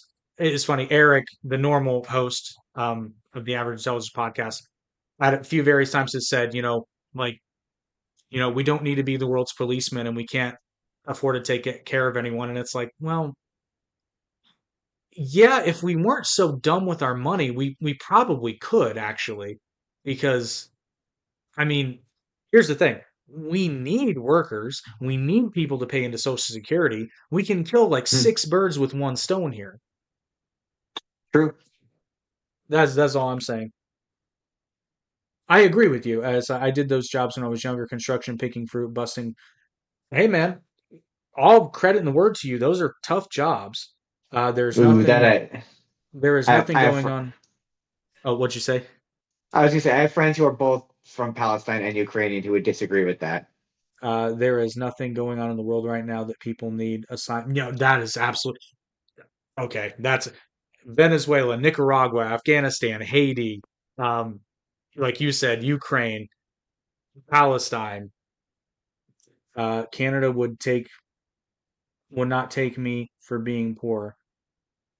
That would be. I don't understand what you're saying because the United States, generally speaking, won't grant visas to people that are under an income threshold without skill. That's a thing that we do all the time. I'm not. Yeah, unless you're talking like poverty, you know, Oh, okay. I there's see. I see what you're saying now. He's saying that Canada would not allow him to immigrate just for being poor. Actually, if you are part of not familiar enough. well, here's the thing though, and because this is true for the United States, if you're part of a certain discriminated class, you absolutely would be allowed in. Yeah. Yeah. Yeah, I assume it's similar in Canada. As I'm born here, I don't know a ton about our immigration policies. Well, see, I'll be honest, I didn't know a lot about immigration policy until I met and was talking with people who went through the process, and I'm like, that's fucking insane. Yeah. For example, this is many years ago, but there was a couple that I knew, and uh, obviously a husband and wife, and his wife was from Ireland, and Oh yeah. she was in the United States on a fiance visa, and the thing of it is it took her 6 months to get her work permit. She That was here sounds on a about right. she was here on a valid visa, right? And it took her 6 months to get work authorization. In that time, and this is another thing I'm talking about, where the government incentivizes criminal, illegal behavior because it's like, okay, there are, there are hundreds of thousands of people that applied for work permits. They have legal status here, by the way, but Yeah. because it takes so long, because you can't get a work permit without legal status, just FYI, you won't get it. You'll probably, you know, red light to ICE that you don't have legal status. But somebody comes here, they're granted legal status to be here in the country legally, but then they have to ask the crown permission to work.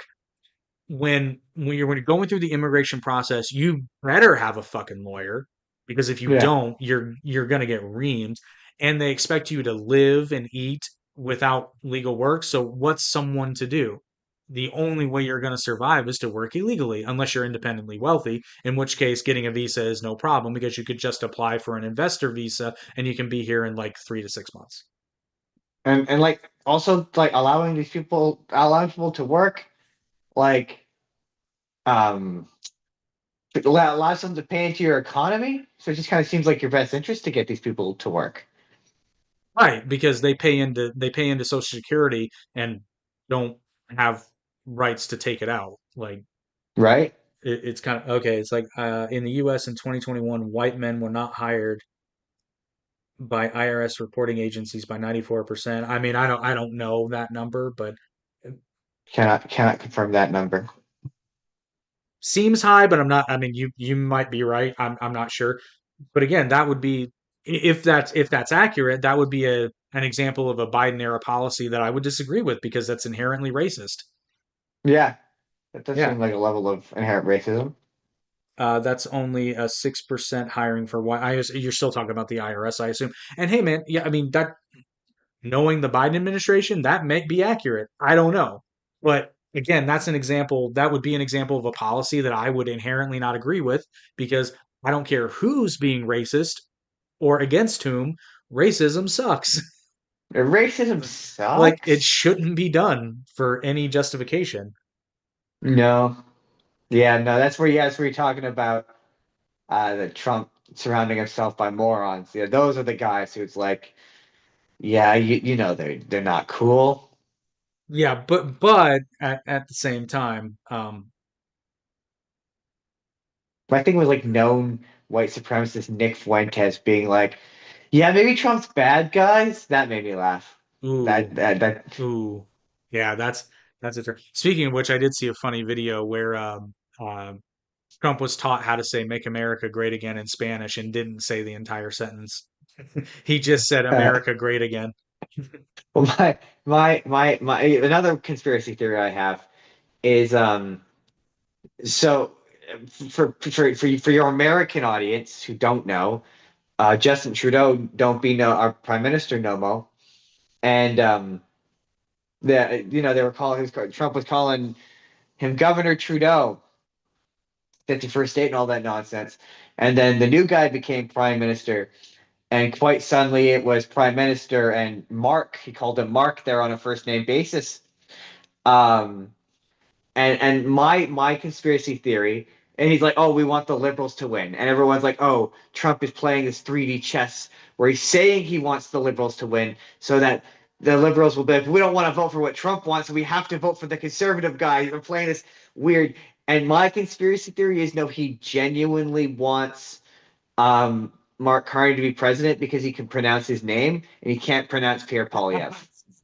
Because no word of a lie, he has never referred to him by name once. He's only That's ever true. called him the conservative guy. That's true. But That's true. he called him Justin Trudeau and Mark.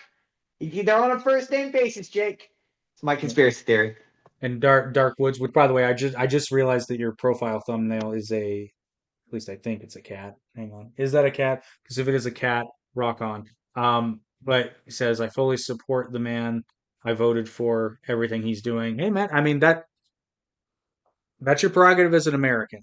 Because I voted for him too, but this is a lot of this I did not vote for. I just My my response to that would be like, really? Everything he's doing, even the fascisty stuff? well, I will point out just again, because one of the ways I view the world is I often do shoe one other foot. So like Joe Biden was rightfully being criticized. I almost slapped into Trump's there. Joe Biden. It's like a turn phrase. Joe Biden was rightfully being criticized for the number of executive orders he was signing. Right. Yeah. Trump signed a lot of executive orders in the first few months. And Like, that's just a lot of them are like vaguely sinister. well, like I said, most of them are inconsequential because he actually can't do the things that he's saying he's going to So many do. of them are like, hey, go after that guy I hate. And I'm like, that feels not okay. Or if it's Something about like, that feels not okay. I'm going to reinterpret the Constitution to say what I want it to say, and it's like that's not how it works, dude. That's not how it works. So That is not how it works. that would be my thing. Like, that's always my question. Like the really like do you support everything? Like everything. Like it's okay. You could be we could be critical of our leaders. It's okay. That's okay. I We know must Trump be makes people critical. feel the opposite, We must be but critical of our leaders. Actually, you'll appreciate this, Justin. I was watching what was I watching? I was watching a debate. Oh, it was a episode of Joe Rogan with oh God, why am I blanking on his name? Because I like him. I'm a big fan of his. Fuck. He's a British journalist. He's been in the news a lot lately because he's been reporting on Israel and Palestine basically since October 7th happened. Shit. What's his fucking name? British guy for a famous British reporter. No, not coming to me. Hey, I'll look him up because Or I'm Signalgate. Really? Did you support that? Really? Everything.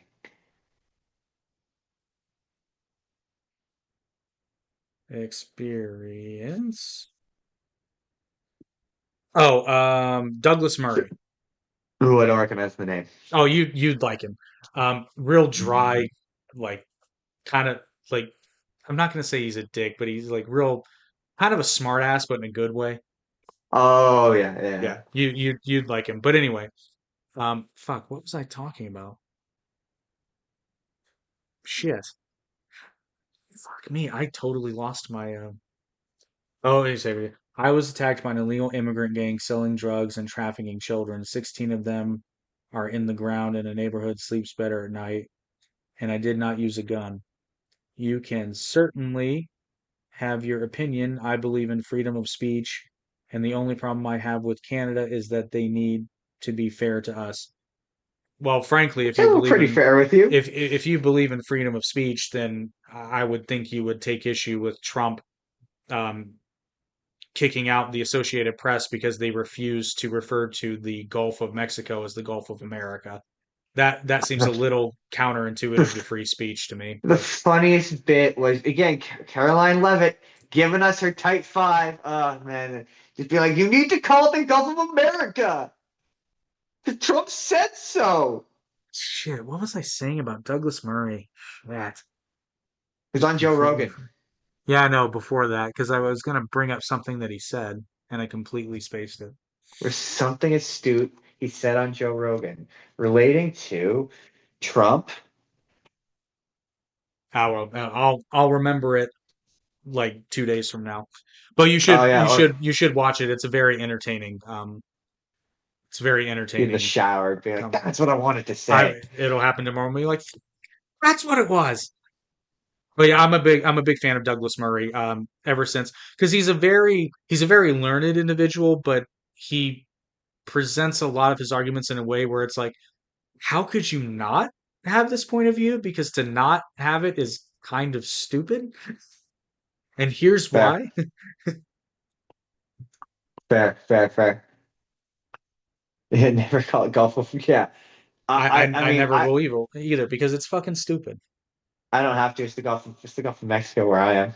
Well, you don't have the right anywhere in the law to go to the White House. That's everyone. I I mean, mean, you got I'm what? Oh actually no, there's Congress. Never mind. actually you do. Don't people go there for like tourism and shit? Yes, you are actually allowed to visit the White House. So yeah, actually you do have what you don't have the right to do is I know what he's talking about. He's saying they don't have a right to be in the White House press briefings. And that's true, but here's the thing. It's it's not here's the thing. It was obviously retaliatory because a media outlet was refusing to bow down to what a president mandated via executive order. Well, it was also because nowhere else in the world calls it that, and they didn't want to look. They didn't We want to we question their do journalistic integrity by looking incompetent. we do not own the Gulf of Mexico, not in its entirety. They're like a We very small. we own the coastal regions of off the United States, so at best we own half of it, maybe. Yeah, it's the whining and crying. And yeah, man, if you believe in freedom of speech, but to be fair, I mean, you know my opinions on the freedom of speech. Oh See, we don't yes, have freedom I of speech in promised. I Canada. I We have promised. freedom of expression. I promised to let you share your example of. Oh yeah, the example I always use of why nobody truly believes in freedom of speech, not even like your Stephen Crowders who claim to be freedom of speech absolutists and then make their employees sign an NDA and then enforce it when they talk about their divorce. But no, my example of why every person wants some form of moderation is uh it was would is everyone familiar with 4chan? Do I need to explain 4chan? I mean, I we'll assume assume everyone that knows we what are. 4chan is. 4chan is kind of like the cesspool of the internet. It's really all you need to know. Does it even? It doesn't And exist anymore, does it? oh yeah, very much Oh, still it is. exists. Okay, okay. It is fully yeah. So their whole deal was they claimed to be the last true bastion of free speech. And the thing you discover is if you let anyone say whatever they want on the internet, it typically devolves to Nazis and porn. It's just every single time it's what happens. And so yeah, they were like, you can post whatever you want, and people were posting shit we can't talk about on this show, and they realized, oh shit, we need moderation. So they wanted to get advertisers, so they implemented moderation, and so all those people who were like, no, this has to be a bastion of free speech, all took their ball and went, fuck you, we're going to go create a new website, which was called 8chan. And then the same thing. They eventually realized that they needed moderation. It happens every single time. Every single person wants a degree of moderation. If I imagine if I just sat here on this podcast and started saying horrific things about your mother, you wouldn't appreciate that very much. You would like me to stop. So That is a here's the form of moderation. so here's the difference though, and this is why I can comfortably say that I am a free speech absolutist, but I will concede that just because you have the right to say something does not mean you are free of the consequences of saying said thing. Yes, yes, yes, exactly. That's where, like, in my country, we have freedom of expression, where it's like, yeah, there is a line of like, hey, that's too far, and like, not that I believe in jail, but like a slap on the wrist, fine, make it inconvenient, like, but And see, it's worth noting that I from a legislative standpoint, I do disagree with that. But hey, it's Canada can run their country as their government sees fit, and if the citizens don't like it, they can democratically change said government. And but the thing that drives me crazy about your guys' country, and particularly right-leaning guys, is at least for my opinion, for the most part, when it comes to freedom of speech, the left isn't overly hypocritical. They're like, yeah, we they, want you to stop saying shit. Like they're not oh, okay, afraid to hide it. okay, yeah, that's a fairly recent development because I remember during the lockdowns and whatnot, and basically the Biden administration, who got caught trying to moderate speech on social media platforms, like they got caught. Um, that was a term because the Democrats used to be the ones that were constantly arguing for free speech, even speech they didn't like. So that was an interesting turn that I never thought I would see. But, you know, But like shit my happens. thing is like guys like Steven Crowder are sitting on the internet being like, we believe in free speech, and then they're like, but like if you believe in freedom of speech, I may not, and this is not me, you may not like a trans person, but according to freedom of speech that you share, they want to say they're a six-legged antelope named Jim Buck too. They are allowed to do that. That is within their right. You may not like it, you may not love it, but it is their constitutional right to call themselves. If they want to say they're a cat that fucks dogs, you can't stop them. But They those made a guys want cartoon about to. it. Yeah, yeah, and make a cartoon about it. But those guys want to. And that's what bugs me. That's what irritates me about those guys. Is they want to be like, oh no, we want to be able to say all the racist shit we want to on the internet, but they can't say that they're a girl. Like Well, if you share a, to be fair, I think well, I don't know about Crowder because I'll be honest, I don't watch enough of his stuff to know this. I think the issue that more conservatives have with the gentleman that wants to refer to himself as a girl is not so much the fact that they want to do that, it's the fact that they want everyone else to do it too. I not that but I'm I more could meant, be I guess wrong. maybe I could be vicarious. wrong, but that's how I see it. Guys who are like, hey, let's, or anytime anyone's like uses the words eradicate a person from public existence, that makes me uncomfy. I don't like language like that. That's Like I what I'm don't talking let about. Yeah, because that would be compelled speech. Woods, and that's fundamentally where.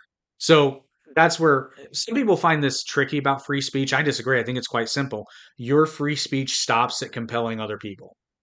So yeah, you can yeah, say whatever the fuck you want about virtually anything until that becomes you have to say this or else. And I mean you can say yeah, that, but when the government says that, that's compelled speech, and that is an issue. That is a violation of the First Amendment. yeah. I always go like, hey man, you may not like what they're saying. But They they they can can say say it. it. They can absolutely Now say it. look, what do I believe? I'm not a violent person, but do I believe that like if they say something particularly offensive, a getting clocked one as a lesson for running your mouth? That Do I falls believe under, that yeah, that falls under those consequences I mentioned earlier. yeah, exactly. Do I believe yeah, freedom of speech does not equate to freedom of consequences. I kind of feel like guys on the right forget that. Well, and I think an example of that we can universally agree on is the obnoxious YouTube pranksters, like the one that got shot. Oh, yeah, And the yeah, guy yeah, was and yeah. the guy was acquitted. Yeah. Yeah, I saw that video. The guy was like, "Go away." Yeah. The guys like that, they just irritate me. Well, Irritate because or it's like I forget where that happened, but I guess in that state it had the precedent of like I think he even qualified for a duty to retreat in that instance because he tried to get away, and yeah. that jackass just kept like at that point you asked for it, right? You didn't literally ask to get shot, but you asked for a violent response. It's like when like Tucker Carlson says stuff on Fox News that make him look like a white supremacist and then wonder when people confront him in real life. It's like, yeah, sometimes words have consequences. Yeah, I mean, I'm very much in the same camp as that, and that's basically what we're saying. Like, particularly an adult can identify to themselves, and well, they can identify to whoever they want, but you can't compel some because I can say I'm the Prince of Zambia, and I can believe it. I can believe it with all of my heart. I am, in fact, not the Prince of Zambia, though, and My thing is like I think the actual government of Zambia might have a problem with that. my thing is guys like Michael Knowles and like Matt Walsh who are like, I want to tell these people what they can and cannot do, but I don't want other people to tell me what I can and cannot do. And I'm like, I It is that's not how it works, unfortunately, man. it is unfortunate. Well, no, it's fortunately it's a two-way street. Yeah, exactly. It is a two-way street, man. You got to put up with that. Like you don't have the answer, man. I just hate people who like emphatically say things that aren't true with authority so they sound like they're true. I hate it though because Eric is so good at this. When I'll be making a point and then he just like, okay, I'll example because I don't really know how to describe what this is, but you'll understand. So like we were talking, he brought up like the immigration protesters where it's people that want to stop deportations, but they're waving around like the Mexican flag, for example. And I'm like, well, by virtue, because I thought I had him, like I thought I had him semantically. And I'm like, well, by virtue of that, the United States should never celebrate St. Patrick's Day again. And Eric goes, yeah, I don't care. It's a stupid holiday. I'm like, fuck, He's damn it. got a valid point. It is a very stupid holiday. It's like, shit, he's right. Damn He's it. right. The Irish don't even celebrate this holiday. That was the other example because I was explaining to somebody how like it's really weird that Americans celebrate Cinco de Mayo to a larger degree than Mexico does. And Yeah, I know. I was Yeah, trying to think of another holiday, and St. Patrick's Day is the other holiday. yeah. Yeah, it's fun. But like I said, like this is why I always enjoy having Justin on because we can literally go for hours, and we still have. Sorry, get me. Oh, yeah, no, that part's not cool.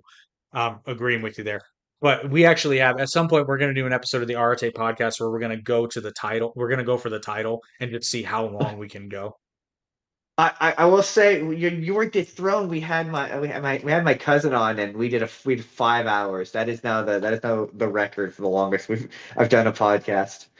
I'm not going to lie. I think you and I could like there will be an outside factor that will stop us. Yeah. Right. So another drunk driver will take out my power pole. No, I When think you're like the one you're like the only person who's like, hey, you're like the most reasonable. I always joke, I say we're doing for more for American and Canadian relationships than our governments are relations. But you're just the most reasonable American I know. Well, I forget when I actually started thinking like this, but I came to the conclusion a fairly long time ago that, like, listen, there are things we disagree on, but me calling you stupid and saying that your opinions are invalid does nothing. It's like we were talking about at the beginning. It's like, I'm not going to convince you by being a dick. The only way I'm going to convince you is by presenting a valid argument or evidence. And then, South Park made a they had an episode about this about post Trump. about how like yelling at a person and telling them they're stupid just makes them double down. It doesn't change their opinion. I mean, except when Trump does it, that just makes me laugh. Wrong. Hit wrong. The eagle has landed. I feel like that's a reference I should get, but I don't get it. No, I don't. Which, to be fair, is this is the average intelligence podcast, so it might It's not, true. but I am very averagely intelligent. but in closing, since the point of this podcast, and we really haven't gotten there, we've talked a lot about politics, but what I really wanted to touch on, and we barely will, is the fact that there are Canadians that are concerned about traveling to the United States, and I wanted to Yeah, give give a Canadian a platform to bitch, moan, and complain. So had a yeah, man. Yeah, I did promise them that I would not directly address or mention them just to be on the safe side. But I do know people who are coming from Mexico who have deleted anti-Trump sentiment off their phones and are concerned about their devices being searched upon entering the country. They don't want to be detained, and I also will not be traveling to your country anytime soon, as I've said too many.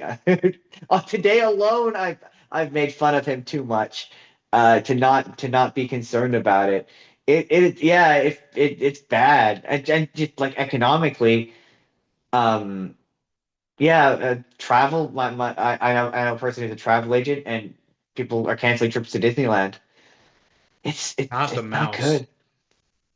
Not the mouse. not the mouse. The mouse can't So take it. yeah, I always ask you this question because I'm always fascinated. Do you feel your soft as a country, America? Do you feel your soft power is dead? Our what is dead? Your soft power? No, and this there is one thing. Yeah, but I don't. Yeah, but that doesn't involve surrendering their phone and fingerprinting them before they're. But anyway, that's They will check your phone to see if you have anti-Trump. They're looking for anti. They have warned. We have a travel advisory not to travel to your country. well, and I mean take that with a grain because here is something that I kind of tacitly tacitly agree with Trump philosophically on, particularly in his first term. Listen, there are absolutely times when the government of a country needs to be told, as Baron Arcanus puts it, um, subtly that they're wrong and subtly that they should fuck right off. And Trump did that to some good effect in his first term, sometimes not so good effect. It's a case by case basis. And I will just say for the record that if the leader of any country is going to snub the Queen of England, it should be the President of the United States, Yeah, oh, yeah. followed, of course, by the Prime Minister of Canada. Yeah, yeah, yeah. No, I mean, if anyone was gonna snub the Queen, my favorite picture is the image of him and the Queen standing side by side, and they both look like they'd rather be anywhere else. It, Like, I'm telling you what, as an American, as a patriotic oh, American, delightful, that was wonderful. I loved every second of that. The other thing that I, delightful.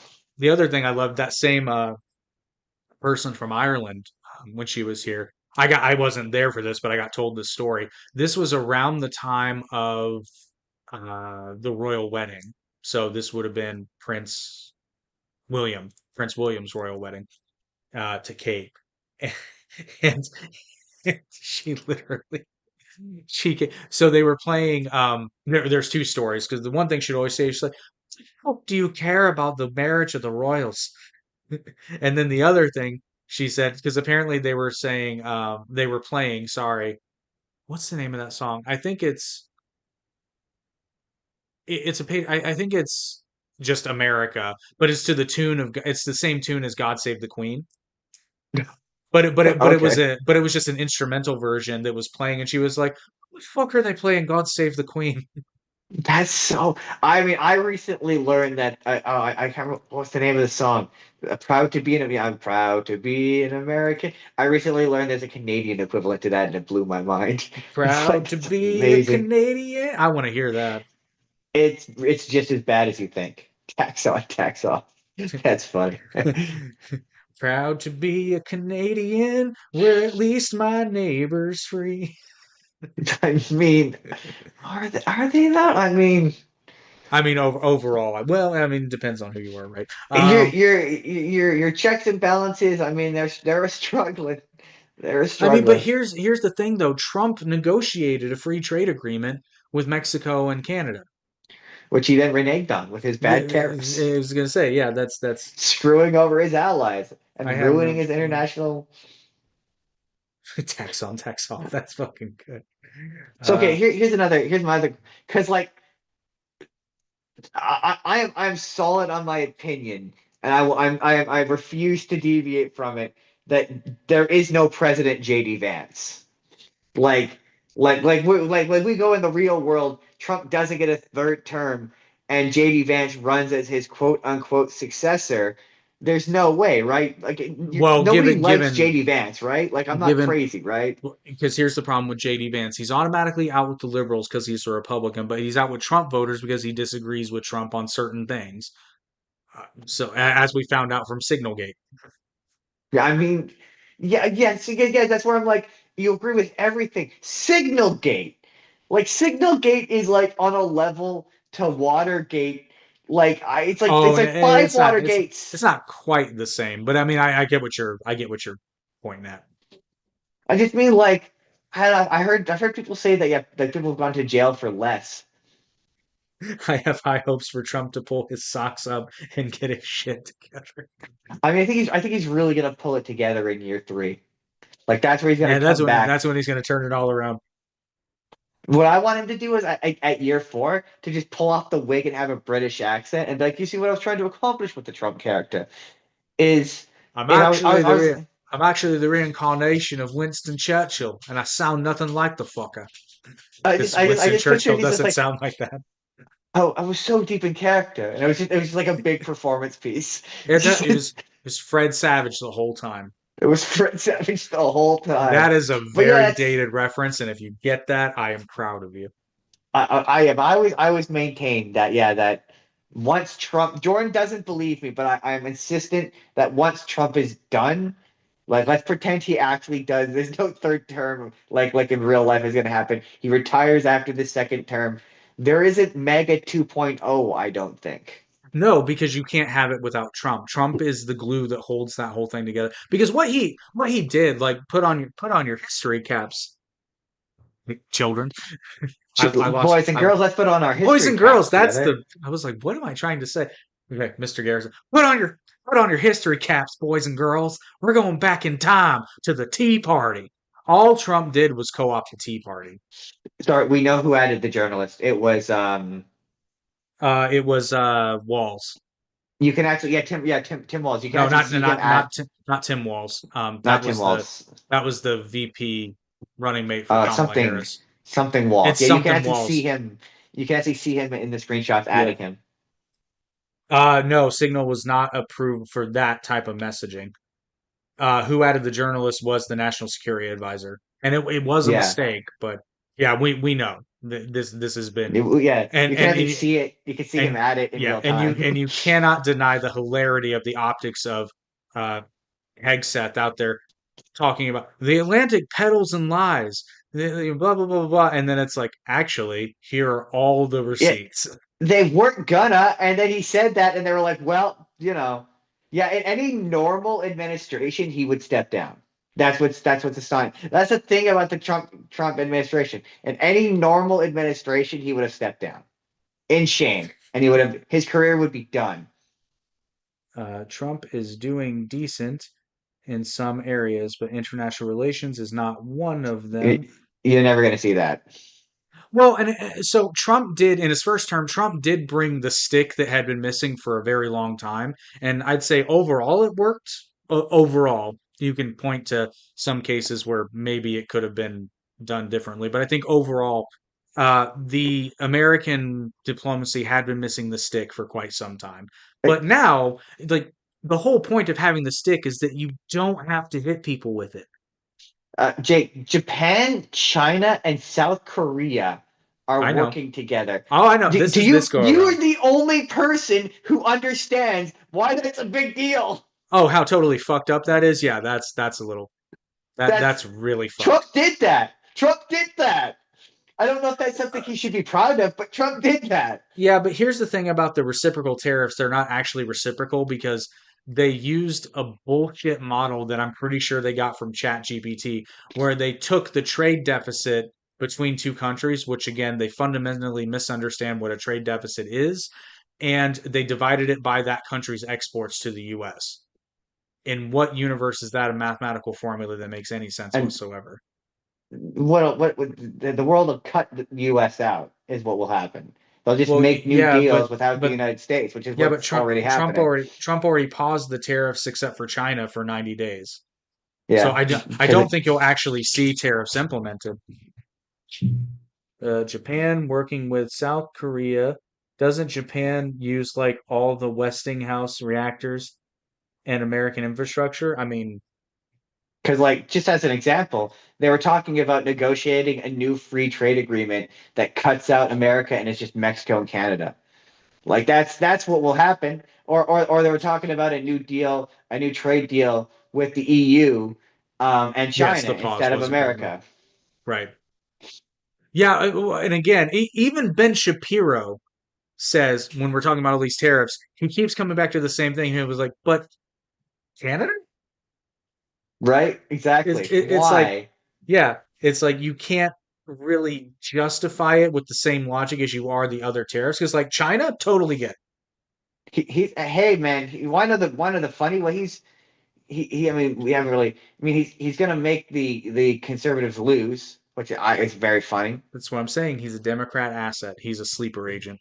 Yeah. The liberals might win the election. A fourth St- term. The liberals might win a fourth term. You want to talk about multiple terms? That is unheard of. That has never happened, and it might happen. The liberals might get a fourth term. Incredible. I get to do one of my favorite jokes, so I'm sorry. I can't sit through all of Ben Shapiro's advertisements and commercials long enough to listen to a word he says, unfortunately. That is true. Ben does a lot of advertisements. And you know who else has a lot of advertisements? This show. Have you heard anything at all about Birch Gold? Yeah. Or my personal I'm gag, my personal favorite gag that we've ever done. One of my personal favorite gags was the Bank of Nigeria. Go. So you might actually want to check this out, Baron, if you like comedy. So way back, I think in 2020, Eric and I did a parody episode where it was parody Ben Shapiro interviewing parody Alex Jones, and so the whole thing is improv, except for the running joke where every once in a while I break into an ad spot, but they get progressively dumber. So like the first two sound kind of legit, and then like at one point I'm advertising the Bank of Nigeria. Which fun fact, I didn't know this at the time I made that episode. There is actually a Bank of Nigeria, which but the gag was obviously that it was a scam bank, right? yeah. So That's if you want funny. some comedy, you might want to check that out. I'm proud of that episode, considering it's all Uh, improv. oh, Um, Alex Jones. Has he but finally I don't been know. forced That's to sell weird. InfoWars yet? That's fucking weird that 2020 was 5 years ago. Yeah, it's wild. Good luck with your trade Way back agreement in with Mexico. 1950s. Right, Uh, exactly. You're right, but it seems like a long time to me. it feels like a long time. Hey, Look, I'm just Carlin's saying solid. the free trade and the global market. When you're talking about teaming up with Russia and the rest of the world's like, hey, maybe don't do that, and then you being like, no, everyone else is the problem. I don't know. Well, to be I'm fair, a troll at heart. I find that stuff amusing. Trump warned the EU about partnering with Russia for energy, and he ended up being right on that one. So, It's true, but I yeah, mean, that you he want to know straight up what'll told them happen. what was going to happen there. Isolationism never has never worked out for the country that was isolationist. That's isolationist traditionally, anyway. It depends. I'll be honest with you. It depends on at what point you decide to stop being isolationist, because the fact that the United States was isolationist prior to entering the Second World War is probably a pretty big reason how we were able to ultimately win. Like, there's a lot of factors, but that might have been part of True, it. true. Same thing with I the First mean, World War. You want to know what'll happen? Trump will break a lot of shit on his way out.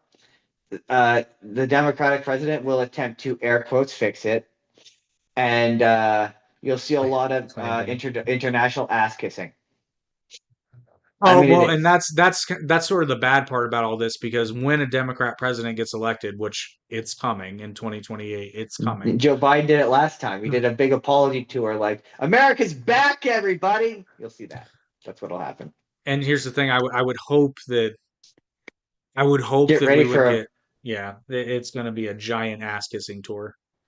Oh, absolutely. It's very funny how we absolutely agree on that. Uh, get ready. Dark Woods presents. Get ready for a big, a big, a big blue wave, the likes of which you have never seen before in your life, in your lifetime. It's coming. It's a coming. We might have seen it with Obama. That was a fairly big blue wave. Yeah. Even You'll hey, see something. even Indiana went blue. All right, I, that was a I, big I fucking think deal. it's the wave that'll finally take out like Marjorie Taylor Greene. Every election she manages to skate through, I'm surprised. Well, I just don't think she had a kerfluffle at her town hall recently. I think it was yesterday. Three people were forcibly removed. her whole political existence is a kerfuffle. What's not going to age well? Oh, the big blue wave. I It's think it's that's gonna what he's come. talking about, but I just wanna make sure. Well, because hey, here's the funny thing: we did an episode way back too. What year was that? I think that yeah, 2022, where everybody was predicting a big red wave, and then they dropped the draft decision for overturning Roe v. Wade, and I'm on that podcast, and Eric's like red wave, baby, and I'm like, now I don't Yeah, as soon know. as I think prior, yes, but nah, yeah, yeah. yeah, when they overtook Roe v. Wade, that was a historically unpopular I'm position. not Yeah, sure I Trump knew will give that. up the office. Well, I we'll see. The blue already alienated most Americans and caused. Yes, that's how Trump got elected. But here's the thing: Trump is causing the Trump is pendulum to swing way too far, and yep. it's going to go back to the middle because He is historically unpopular. some Democrats have figured out that the best thing they can do is shut the fuck up with the fanatical stuff and go back to root Democrat causes like higher wages, like economics, like, the stuff that Trump ran on, generally speaking. Now, there are still the crazies out there. Trust me, they're still out there. But Gavin Newsom is going to be running for president. That's pretty fucking obvious because he started a podcast for the sole purpose of appearing more moderate. Yeah. Well, our politicians are doing the same thing. Our liberals pushing more right, and he's just saying conservative policies dressed with progressive ideas. It's what people want. Yeah, fair enough. And like I said, when the Democratic Party as a whole figures out to drop the radical stuff, they'll. Most here's the dirty secret that a lot of Trump supporters don't really get.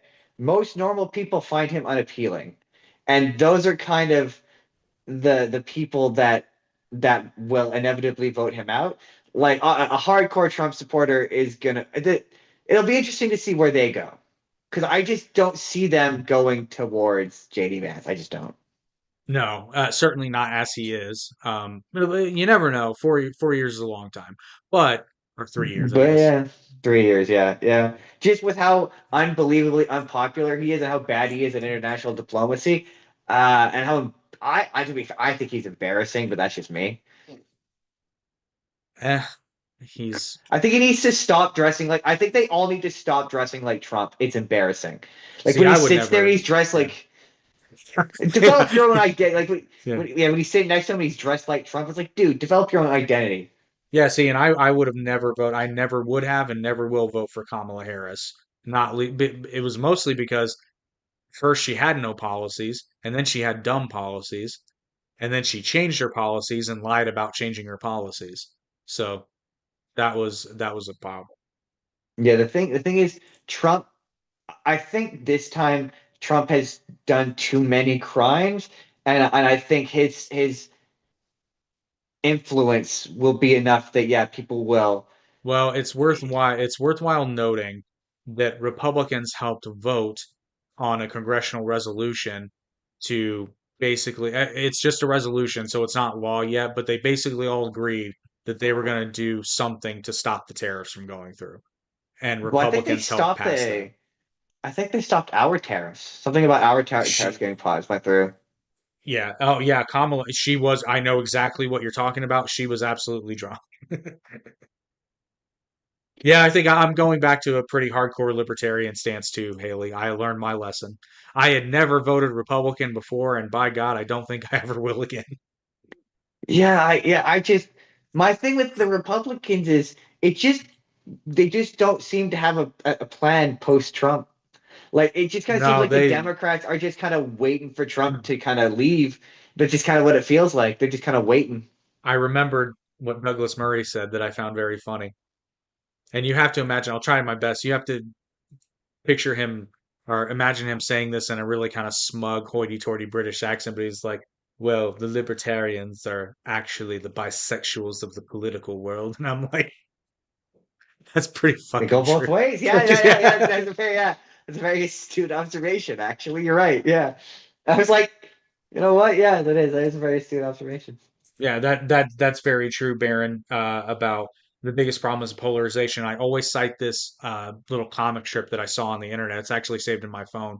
What it is, it's a white stick figure in the middle, like a literal white stick figure in the middle of the panel, and then there's red guys to the right of him and blue guys to the left of him. And he's like, I think both sides have valid points. And then one of the guys on the left shoves him over to the right side. The red guys catch him and go, "Are you okay, bro?" And then it says how I forget the actual caption, but it was like basically how the left alienated everyone. That makes What's your sense. Yeah. what's your book? Got a book? I don't know your book. I need to read said book.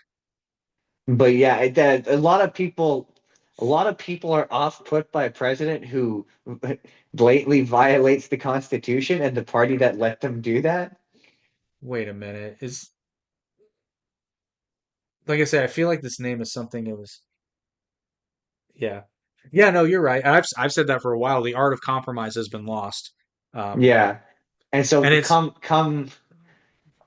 2022 and come 2028, the public will remember that. And the I just wing don't see him.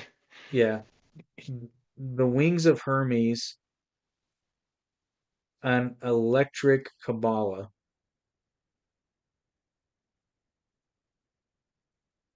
I'm Oh very fuck! confused. I'll look at that. Huh?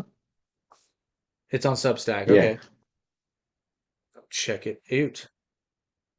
Johnny fucking Lawrence is back. We're not talking Karate Kid this time, but I gotta believe that Johnny Lawrence voted for Trump. Why aren't you in that new Karate Kid movie? Sorry, that was distracting.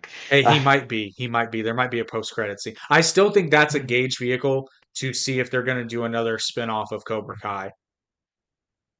I maintain James Smith's definitely showing up.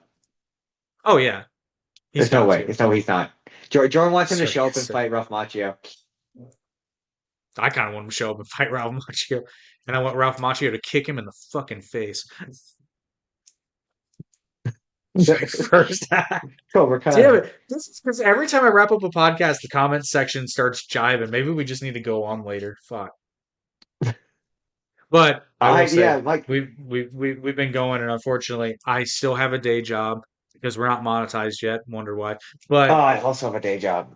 yeah, and I must go to bed. So unfortunately, I must bid you all adieu. But thank you everyone who showed up and watched the podcast. Be sure to check out the the Arate AI analysis podcast and our friends at Visitor.ai if you make content. Yes, sir, no pussies.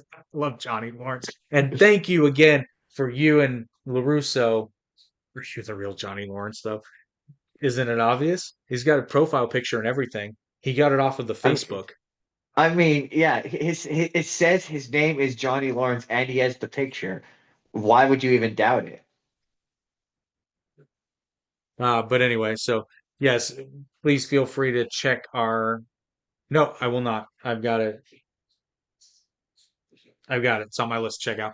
But feel free to check out our past episodes because if I could ask you, we've got a pretty large. Oh God! Oh Jesus! Daniel Larusso's here. Fuck. Oh no! Oh no! these are my two favorite people on YouTube right now because they did us such a great thing when we were talking about Cobra Kai. Um, it was Oh awesome. no. So thank you both. But if if you're watching this, I would please ask you to check out some of our old episodes, and if they pique your interest, just give them a watch because we're trying to get our watch time up. We have more than enough subscribers to monetize. I Oh no, we're I close. I'm I sorry, we're close. before No, we before have enough. I have to this is my favorite I one of my favorite more right-leaning podcasts when Eric is here because normally Eric is here. I'm not Eric, but normally Eric is here.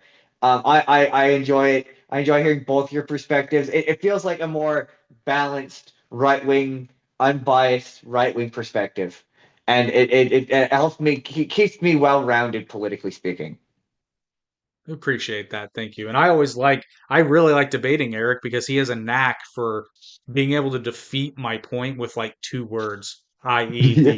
The St. Patrick's Day example. I don't care. It's a stupid holiday. Well, shit. That's a fair point. Um, but yes, yes, We I am a avid listener. First time for a long time listener, first time caller. No, I often enjoy it as a viewer. Yes, thank you. To answer your question, Baron, we typically go live Wednesdays at 9 p.m. Eastern time. We were a little late tonight, but not too much. Sometimes we have to move it around just for schedules, but like I said, we typically go live every Wednesday. But we got 5 years worth of backed episodes, and some of them are really good, some of them kind of suck, but most of them I think are at least decent, if not Oh, outright really good. I should before we go, I should probably plug my shit. I do my shit on Sundays. We're gonna talk about Minecraft and stoner movies. The two are not related. On And Sunday at 11 Eastern, Western. you can link to his channel. It's in the description. You'll see it at the Spur of the Moment Yeah, podcast. They're a fun yeah. bunch of guys. I've been on there a few times. We're gonna It's talk Reefer always Madness. It's one of it's the a movies good we're gonna talk about. it's a solid rip roaring good time. But we will see you guys. Just email me a notification when you're going live. If you subscribe and hit the bell, you'll be notified. Y'all know every time. You will know. Get out. Okay, guys. Thank you for watching. We will see you guys next week, hopefully. But until then, uh, thanks for watching the Average Intelligence podcast. Hopefully, you're a little bit less average and a little bit more intelligent. But I don't know. I I feel a little more apologize in intelligent. advance. I apologize in advance. Our logo is a chimp in a suit for a reason.